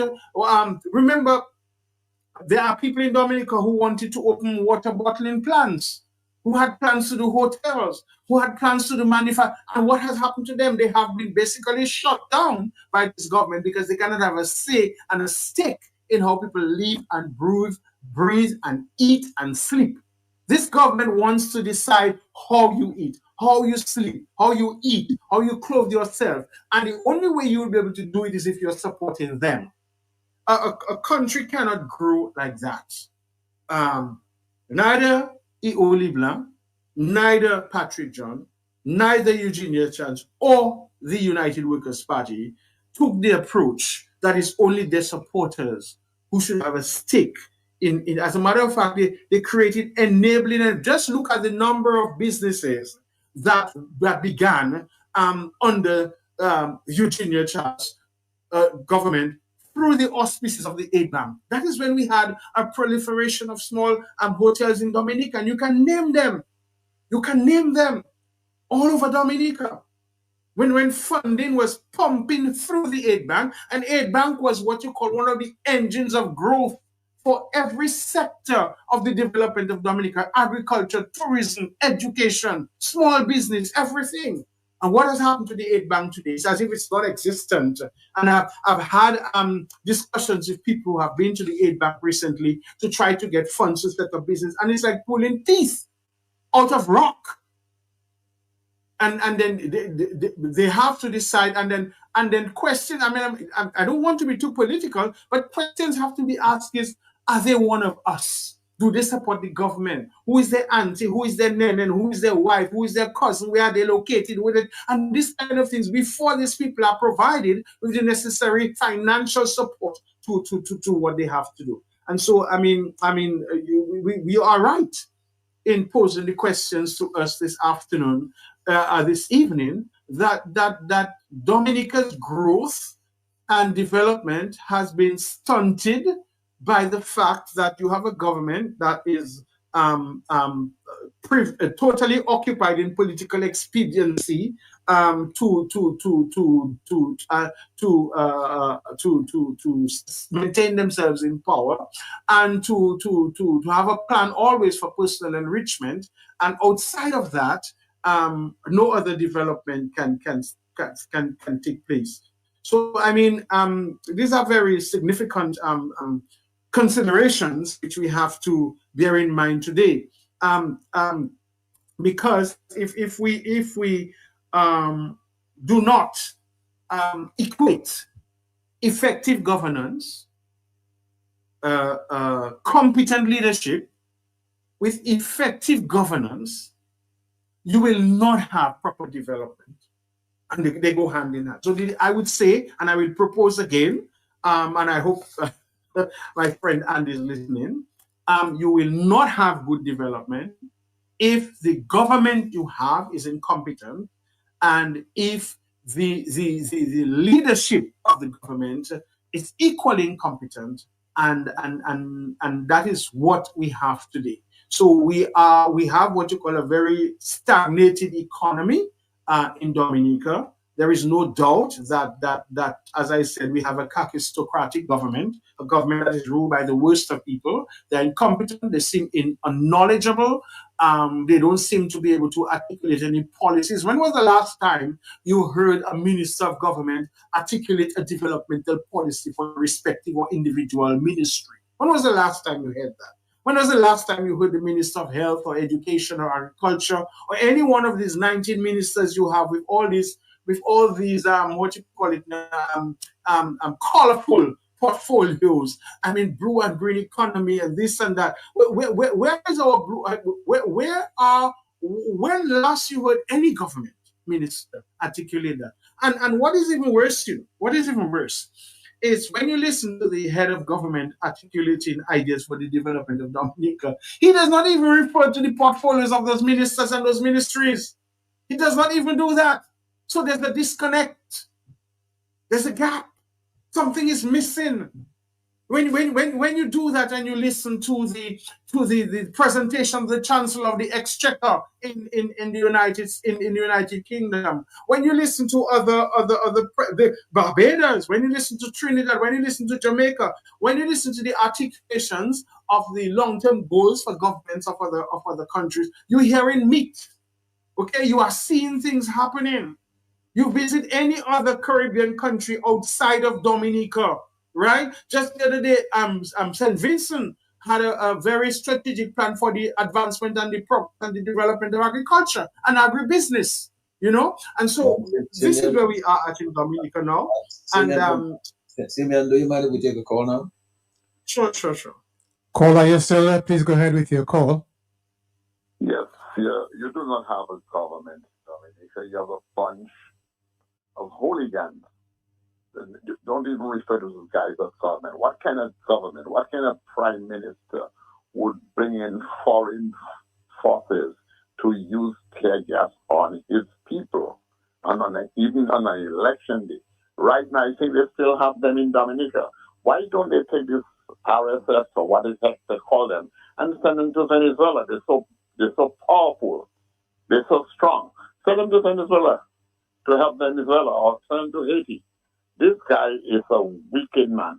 No kind of man who will love his country, love his people, would bring in foreign people to use tear gas and shoot at his own people.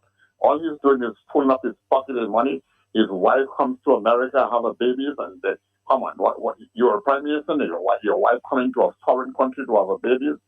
Come on, these guys are not any kind of true leader. And Dominica is representing China and Russia, but America is watching them. And those so-called voters who were running down there to vote, I hope that when they go to Dominica to vote, that ICE catches them and jail them and send them back. Thank you. Thank you very much for that. All right, Simeon, maybe you can try to just wind up what you were saying. Yeah, I think basically I covered for the time being. I covered what we need to do. But I mean, Mr. Gregoire, in simple terms, from the little economics that I've studied, they tell you that the economic prosperity supported on 3 pillars, right? Land, labor, and capital. And so the question we have to ask is, how has the government of Dominica harnessed those 3 pillars for the advancement of Dominica? Because one, I will maintain the land in Dominica, as I think Andy alluded to, is one of the best in the region. And there are people who tell you that. And if you remember, one time you could drive around Dominica and you could see almost every square foot of land in Dominica under some sort of productive agricultural or manufacturing use. Labor, again, that was referred to. We have some of the best and most industrious and talented and skilled people in the region. And of course, the capital is where we are concerned, because a lot of our revenues, a lot of our income has been misplaced, has been misappropriated, have not been used and invested in the well-being of Dominica and Dominicans. Thanks a lot. Thanks a lot, Simeon. Lambi, you take a call? Yes, caller, please go ahead.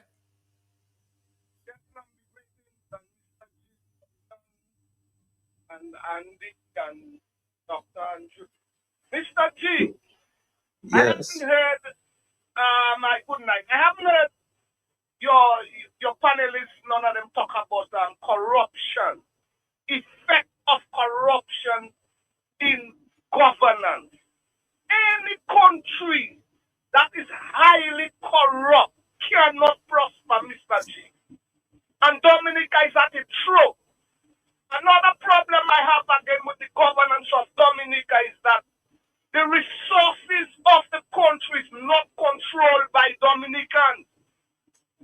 How the hell you could have the resources of the people being given to somebody else from Timbuktu or somewhere in Dubai or wherever Mr. G, the people have to take charge over their resources. That's why the decision the government making cannot be for the people, because they are not the ones making those decisions. Incompetent is another one again. And Andy and Simeon, I heard them talk about it. Incompetent. When you cannot do the job, you cannot do it. Let somebody else do it. But this guy, they're not hell-bent on fooling the pocket and staying in power. And the major problem Dominica has is that the people hasn't got the power to control or to choose who they want to represent them. When Lennox Linton was talking about it, a lot of people were giving blows saying Lennox this way. When a people cannot select the representative, they cannot decide who is going to govern them, because Roosevelt Kerry that hijacked the governance of the country. They're going to give you the power. They're going to tell you, and the people have no say, Mr. G, where we're heading to. As Andy said, agriculture was always the backbone and still the backbone of Dominica. They kill agriculture, has been industry. But it depends on the people again. Simeon, you know. They know how they're buying the sugar. They know how they're paying their light bill. They know how they're buying the gas. And people talking about motivation and instinct. You need people with a vision, a clear vision that you could buy into, you could understand where they're coming from. You know they are competent, they are trustworthy, they are honest. And you cannot settle for less. That's what I'm going to say, Mr. T. Thank you. Yeah, thank you so much for that. Dr. Andre, we spoke about the government based on political expediency. I don't know what are your thoughts on that. And then, of course, let me just remind our audience, somebody raised the question of the cannabis industry. I seem to recall that Lennox Linton and the UWP strongly advocated for cannabis industry not too long ago, cannabis oil industry not too long ago. Dr. Andre, your thoughts on this business about government based on political expedience? Well, it's actually government based on toxic political partisanship. And Simeon, could you mute your mic, Simeon? Oh, but my mic.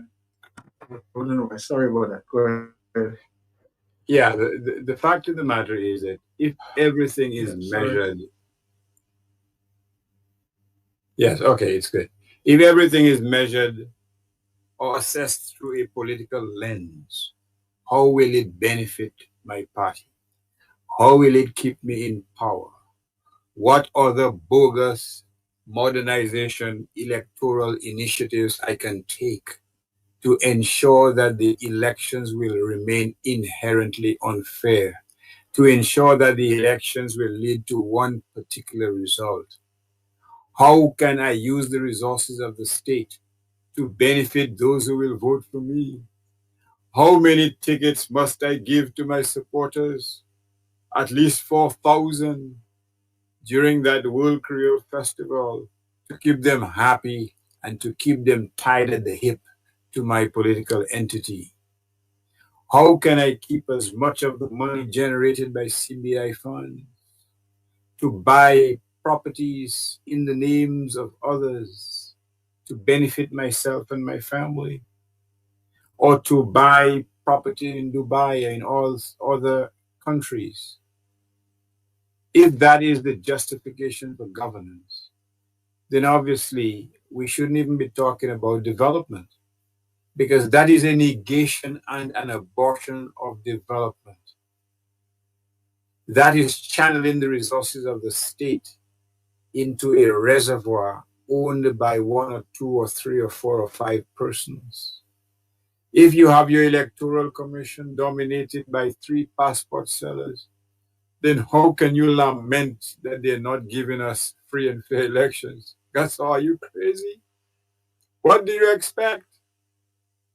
You expect them to act in their own selfish financial interests. That's just how it is. And the question is simple. How much can we or the country take in terms of that approach to governance? How much will they endure? How much suffering will they be exposed to? How much deprivation will be inflicted upon them? To what extent will their income remain debased? To what extent will they be content with a 2 or 3 or 1% interest or increase in income, while their leaders get 3, 4, 5 times as much? And we're not even talking about the perks of office. If that is what governance is about, then clearly we cannot expect anything else. And you know what they say about madness, the definition of madness? If the same thing keeps happening over and over again with the same results, how can you expect something different? But you expect a miracle? You expect there will be a sudden change in midstream? Through my fault, through my most grievous fault, I'm going to change from now on till the thereafter. It's not going to happen. You know, people have to act in their own interests, in the interests of their children, of their family members. It's very simple. They will have to decide how they should protect their future. Well, if all the young people are leaving, then who is going to generate the income to continue providing pensions for elderly Dominicans? Where's the money going to come from? You think those religious leaders driving in their SUVs, duty free, you think they will give you some of the money that they collect, free of charge, mind you, to ensure that the collective well-being of Dominica is guaranteed? No. On the contrary, because many of them subscribe to a philosophy called, how do you call it again? Welfare, or not wealth generation, religious philosophy, whatever the name is. And that is the state that we're in. Unfortunately, it's not that Dominicans are any less educated, or they're less creative, or they're less skilled. It's that they're not being given the enabling environment to make something of themselves. And if you don't empower people by having them do things for themselves, how are you going to empower them? Huh? You're going to give them crumbs every month? On the contrary, that generates a kind of dependency, which is, as I said, the very antithesis of development. Because if you create that dependency, you will just have them with the minimum that you can give them, and they are content with it. And in that process, the island is doomed.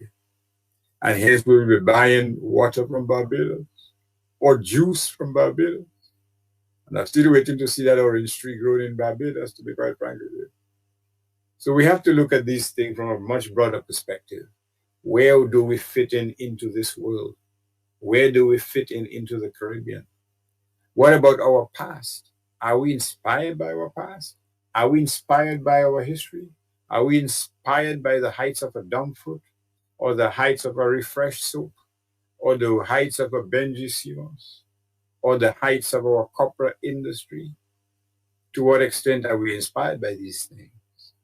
Our banana industry, are we just content to let it falter, or to let it be bludgeoned into the ground? I'm saying that we cannot afford to do so. We do so at our collective peril. And quite frankly, we become our worst enemies. And hopefully we will be freed from that state of dependency, that affliction, which unfortunately has created such a great toll in the body economic in Dominica. Question, Lambie has a question apparently. Yes, Lambie, you want to take a call? Yes. Caller, please go ahead. Good evening, Ferdinand, Sheridan, Lambie, and to the guest in studio. Sheridan, you know, I'm going to say this, and I hope our people take it for what it really is. Sheridan, I remember the first time I called your radio. And since then, I've heard people speak of what's ailing Dominica, right?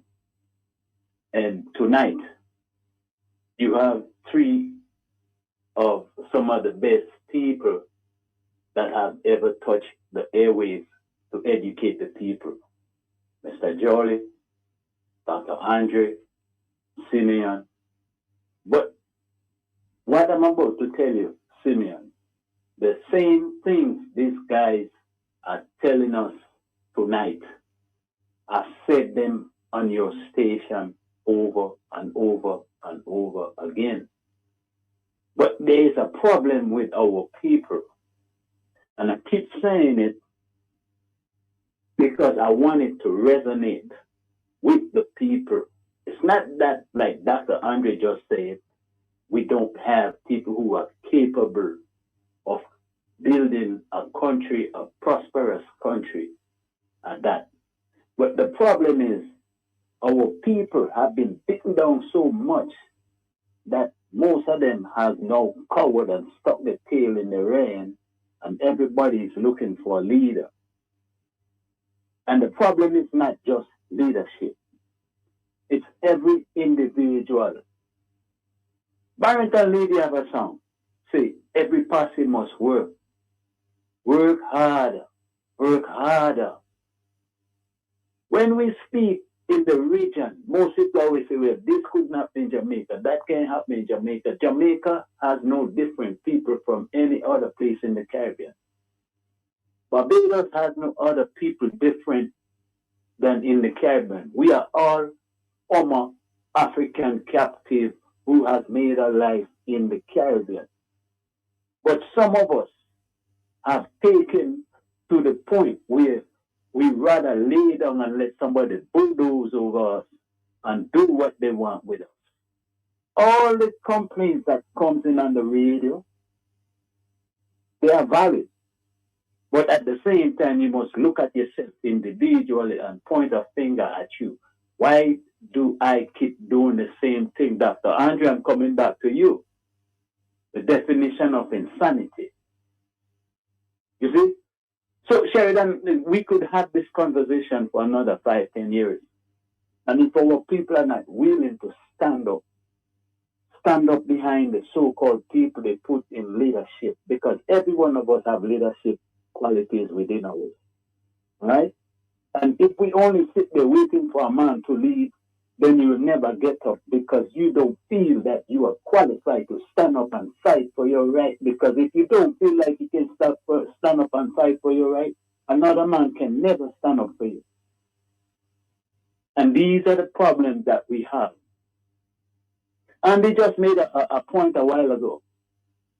At this non-competent, incompetent government take Mr. Linton ideas of cannabis, we would have made more money in cannabis than we make in passport, because nobody would have been getting a cut before the people of Dominica get their cut. Like the YouTube video, Al Jazeera video, the 90-10 equation. Dominica getting 10% and everybody getting the 90. We cannot keep going like that. The corruption, the incapability of a government to deliver. Even just this week, I sent a note to Matt about the same issue of tourism, because tourism is more of a hindrance for us moving forward as it is to grow. While you hear all these chief senators, oh, tourism, we have 50, you're not doing anything. Because we have nothing to show for it at the end of the day. Like Andy said, and he said it just like I told Matt on my post that wasn't here. It is not a growth product. It is an add-on to something else. But we must build institutions. We must have industries. We must provide that you build a legacy. Like he said, the young people stand on our shoulders. We are now standing on the shoulders of people who came before us. And some of us just sat there and take it and eat it up and did not make space or share it to have it later for the young people coming. You cannot build a nation like that. There will be no social security for some who come after. And a young man who was born 15 years ago is now 35, 40 years. You don't pass the twilight of your years. Getting ready, you're going over the hump. Getting ready to settle down. You don't have a house. You don't hardly could build a car, hardly buy a car. You hardly have a decent savings. You get sick, you got to be run out of the country if you're a political crony to get a chopper take you somewhere, Martinique, Guadeloupe, or wherever. This is not a country, my friend. So I just call to say that we, the people, must start to see the country differently. We, the people, must stand up and fight, because leaders are not the only ones who are going to fight for your right. You, as an individual, must stand up and have some leadership qualities within you to aid and push to get things done. And lastly, let me say, we are all in foreign, enjoying the benefit of the African people who fought here. Malcolm X, Luther King, Rosa Parks. These people didn't just sit and wait for leaders. No. They lead, people follow, and people around them lead. So you have many aspects of leadership, people doing work that would push the movement forward, that did the movement, propel the movement. And this is why we can come here to enjoy the benefit on the backs of our brothers and sisters who died, who got dogged, who got hosed, killed, fighting for liberation. And that's what I'm going to leave you with tonight, because this kind of discussion that we have on a daily basis, people hear it, they go to sleep, they wake up and they don't see, because some of us don't understand the depth of where the country is going. And when you wake up one day and another man come from elsewhere, kick your bread out of your mouth and kick you around because it's happening already and treat you like a dog, then you understand, is this what they were talking about? Here to understand where we're going. Kubuli, they have a Kubuli in St. Lucia. It's not even St. Lucia. The YT Kubuli belongs to Dominica. We could go on and on with that. These kind of things is what people need to look deep with it. Search yourself. Look and see where the place is going. Look and see where the government has faltered. They should have not been there for one term, because after they've been bubbled, they should have been out. Thank you, gentlemen. Good night. Yeah, and thanks a lot, and have a good night yourself. Andy, I want to come to you for your closing remarks. You've done very well already for the evening, but let's see if you can put a little punchline on the closing there for us tonight. Well, I'll definitely do my best to put a spin on it. And I kind of want to leave on a note because, like I said, I believe that if we have educated leaders, I think we can definitely grow. And as I said, Dominica could be the greatest turnaround story if we had people who were interested in turning it around. We have a lot of significant barriers to advancement in Dominica. In order for us as a young developing nation to be secure, and again, I really want to remind everybody out there, I'm really not saying this for me, but I'm saying this for the generations that are coming after me. In order for those folks to feel secure, to feel healthy, to feel prosperous, we have to address the conflicts that we have right now. And we have to understand that these conflicts that threaten the vitality of the people need to be addressed, and we need significant changes. If we have challenges that prevent Dominica from developing, we will suffer. We will perish. And more than likely, and I'm going to tell you this, more than likely, Dominica as a country will not disappear, but we will have other people who step in, who know better than us, and who recognize our potential, step in and take advantage of us. So I want to leave everybody with some of the barriers that we have. That way we can work on some of those barriers and we can have our politicians look at some of those barriers and say, okay, this is something worth fixing. Probably the first and the largest barrier that we have in Dominica is poverty. Believe it or not, Dominica is an extremely poor country. Poverty is one of the most significant barriers to development. If people cannot take care of their basic necessities, they cannot think or elevate their minds above to think of other things. The second thing that probably we really need to address in Dominica in order for us to develop is our poor infrastructure. We need essential infrastructure. And I'm going to stress on this a little bit simply because, and Mr. G, you're very fortunate that you're not in Dominica, but we've not had our garbage collected since before Creole Festival in Dominica effectively.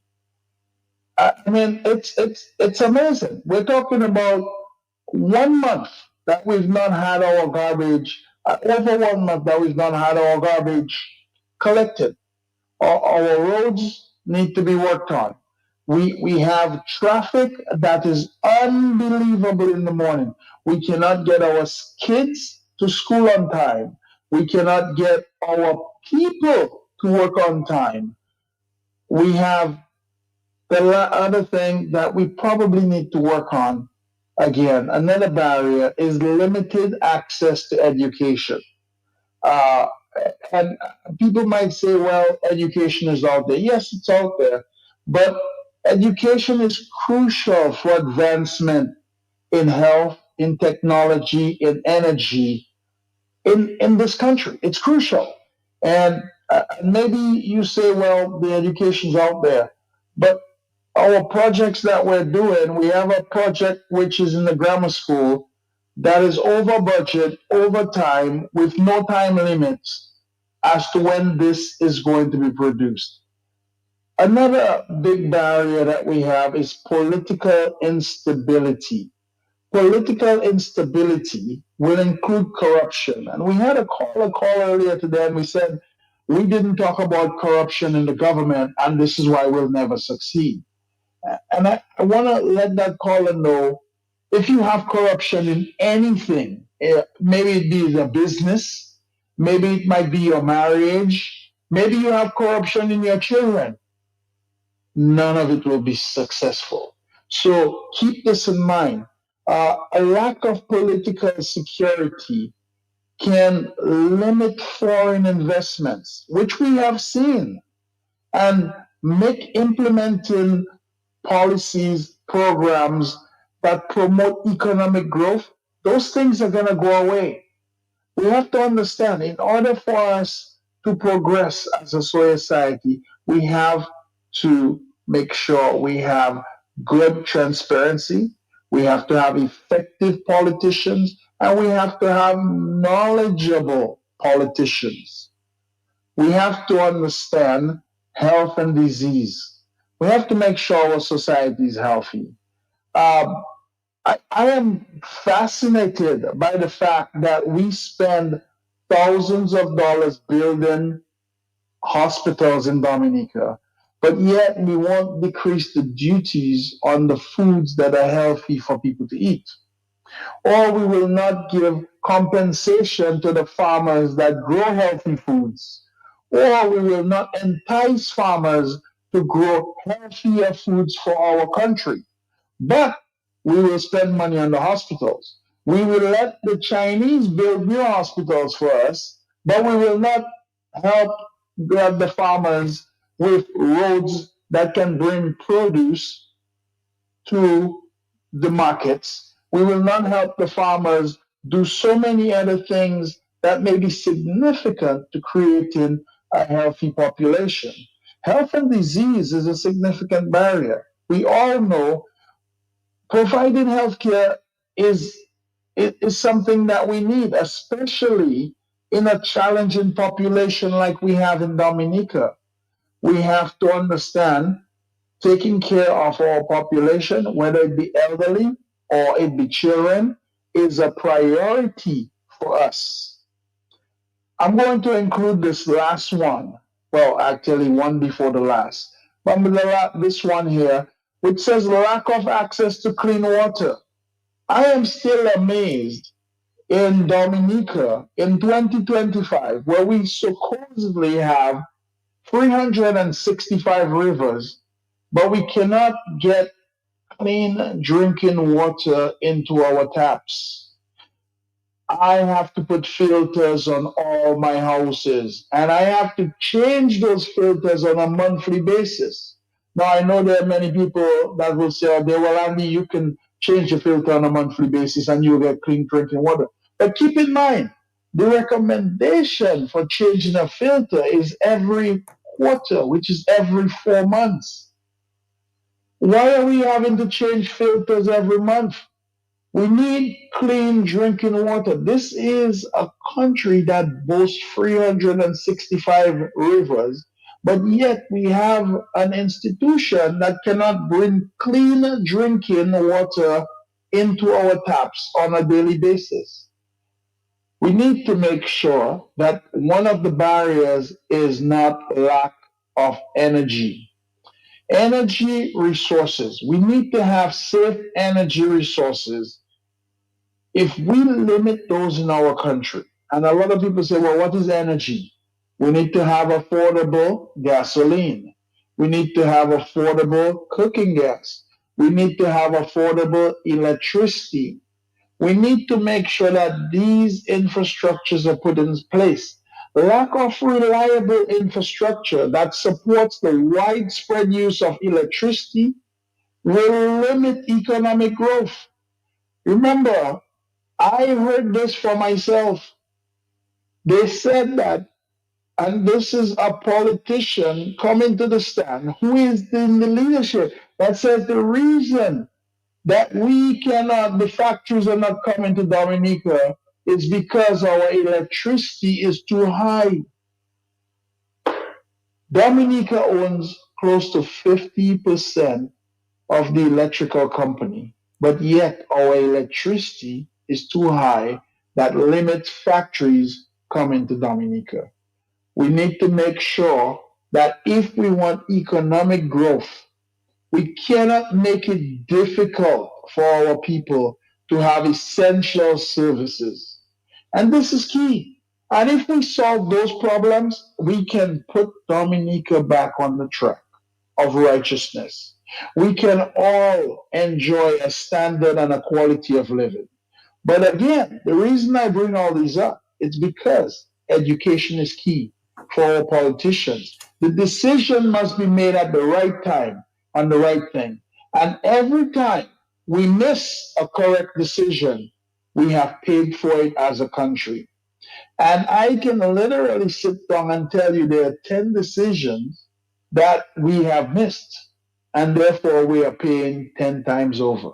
So, again, in my closing remarks, if we make smart decisions that are timely and we can do them with efficiency and glamour, we can produce wealth for Dominica again.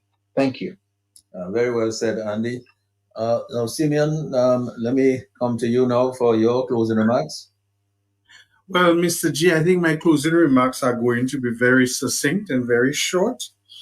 At the beginning of the program, one of the questions that you posed to us is what winning strategy can we embark upon to bring Dominica on the road to economic prosperity, proper planning and development?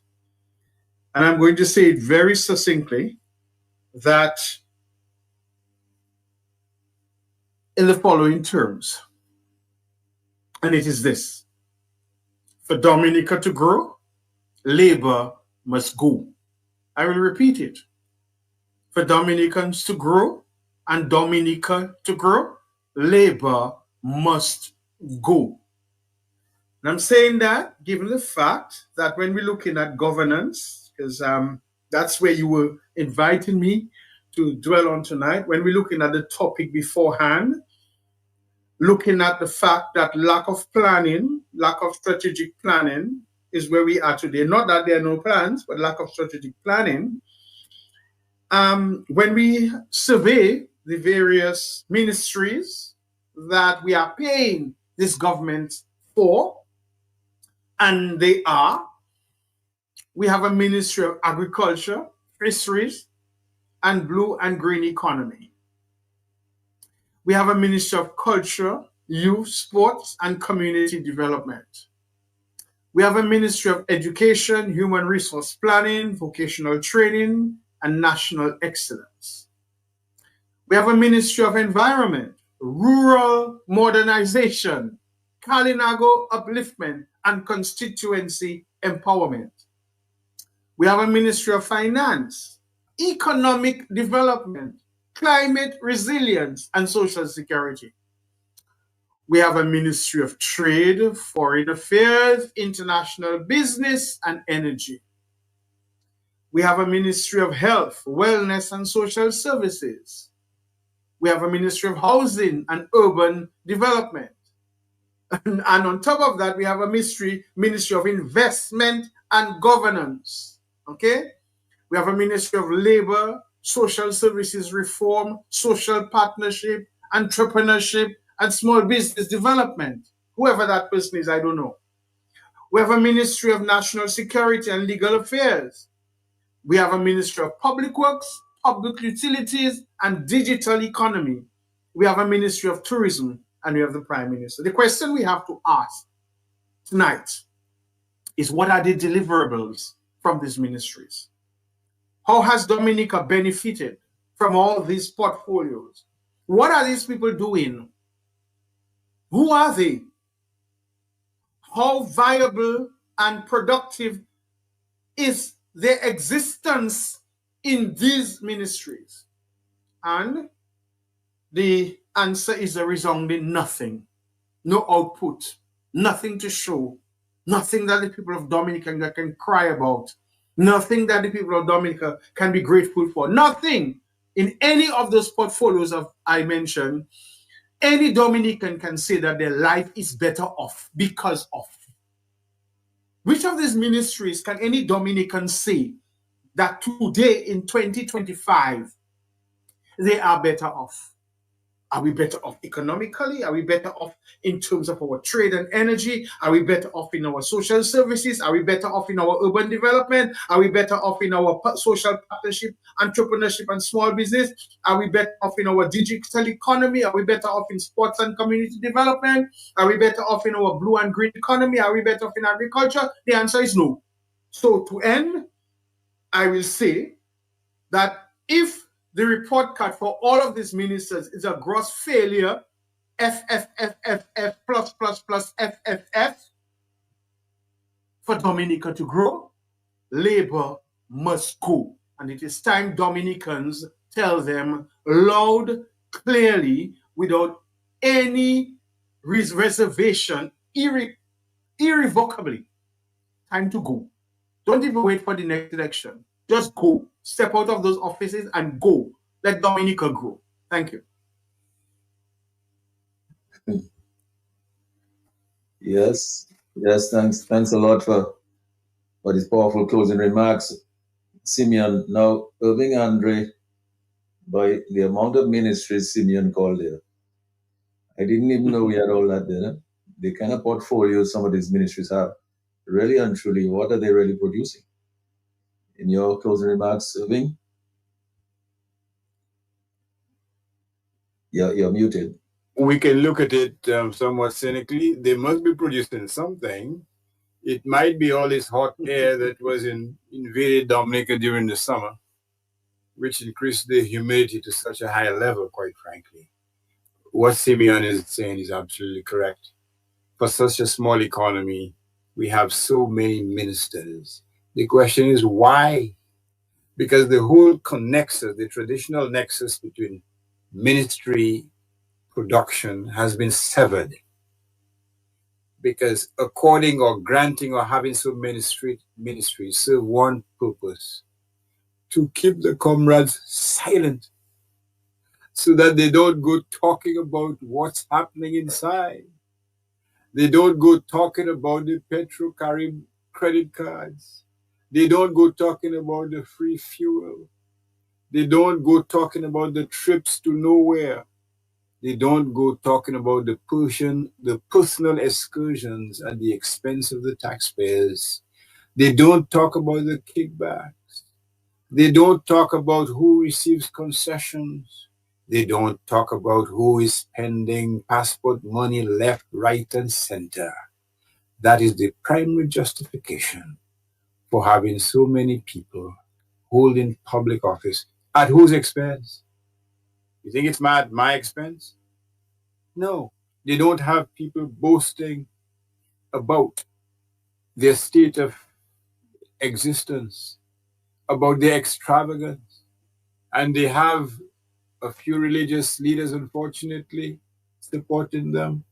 Leaders who demand $50,000 from a flock on the occasion of the 50th birthday.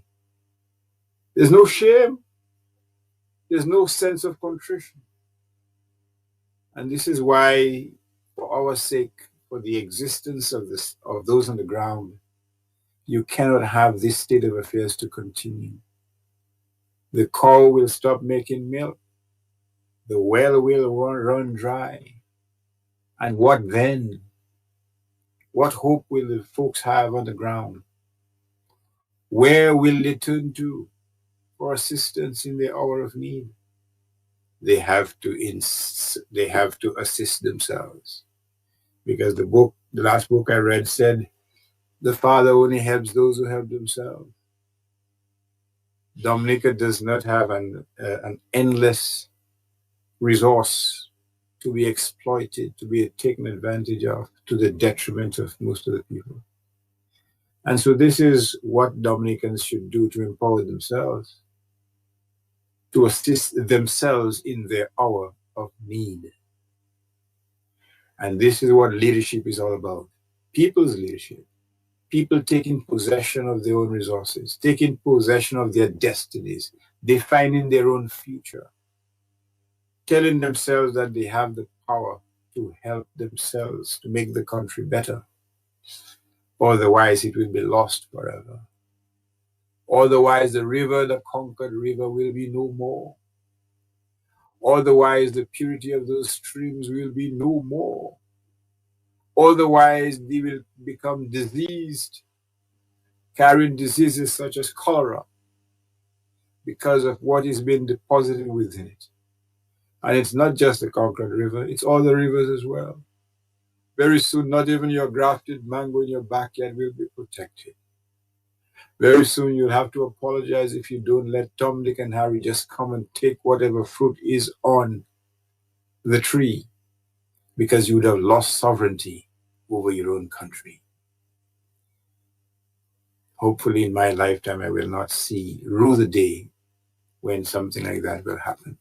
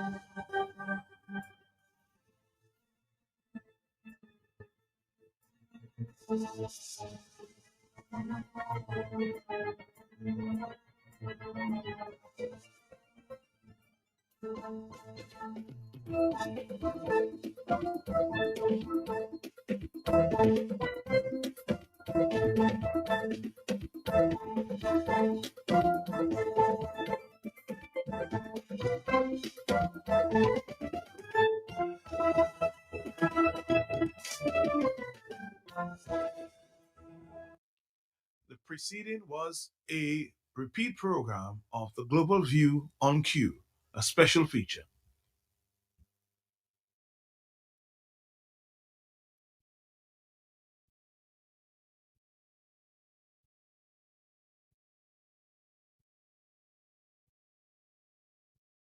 Favorite store, dial it now. We are in the hurricane season. Stock up on food which has a long shelf life. Sterilized baths, all containers and cooking utensils to store water. If in doubt, drink boiled or treated water only.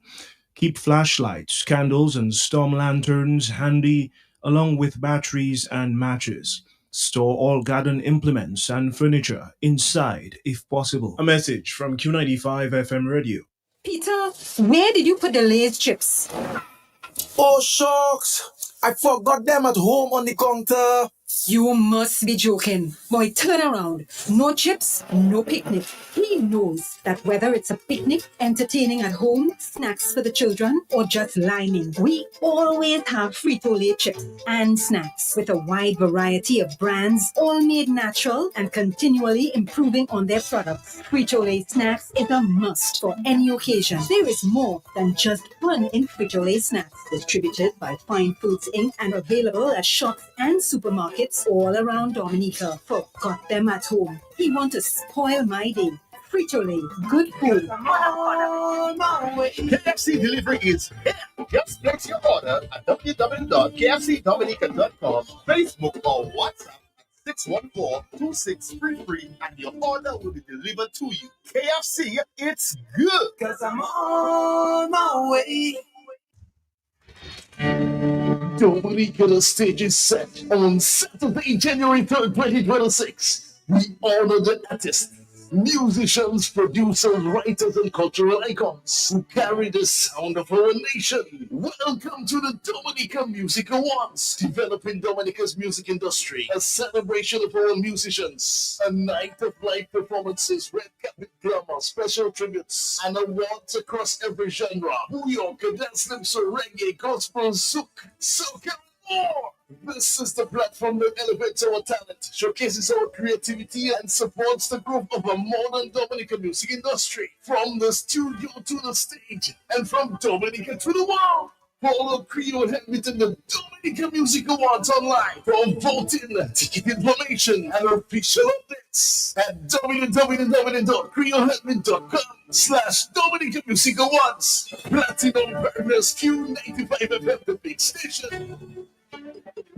Messieurs, mesdames, it's time to celebrate Dominica's 47th Independence Celebration with ESA Trading Limited. Shop $47 and over and get a chance to win $3,000 worth of vouchers. First prize winners receive a $500 voucher. Second prize winners, $300 voucher. Third prize winners, $200 voucher. And 20 vouchers will be available at $100 each. Messieurs, vite, tout le monde to ESA Trading Limited. All senior citizens will receive a 15% discount every Wednesday from October 15th to November 25th, 2025. On loyalty card holders, every Tuesday and Thursday, you will receive double points. Now, all customers interested in buying one packet of Hare's Deep Dish Pizza 6 ounce or Hare's Restaurant Style 9 ounce will get 1 ounce packet free with a honey cheese flavor or barbecue flavor potato chip. Papa Met 10% off 8 packet 1 ounce Hare snacks. Hurry! These fantastic offers ends 15th November 2025.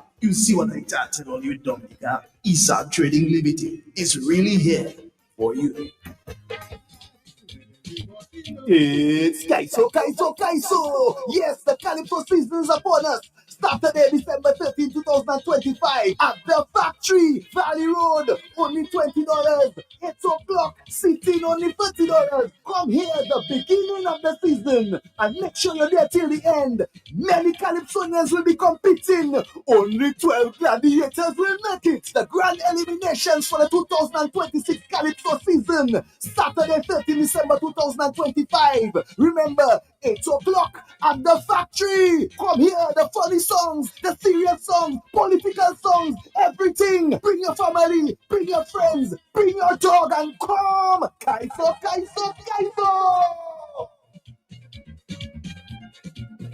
Advertise where everyone's listening. Advertise on Q95 today. Get more bang for your buck. Talk shows, news, sports, music shows, entertainment events, weekend shows, Newsweek reviews, early morning shows, evening and daytime shows, hot tips on health, nutrition, security, traffic, weather, environment, and more. Place your display banners on the Q95 website, www.q95da.com, with live links to your own website. Advertise on Q95, your one-stop shop for audio and video streaming, breaking news, sports, and entertainment. Advertise on Q95. Get value for your money. Call 767-448-5822 today. The Big Station. Atoufi, point linet mwen asou tabla ba mwen. Fè vite souple, mwen presse. San let me see, Mac. Maka wey. Eh ben, isan makwedi ou pa ka bien. Ouais, mi linet la, même côté à mwen dou la.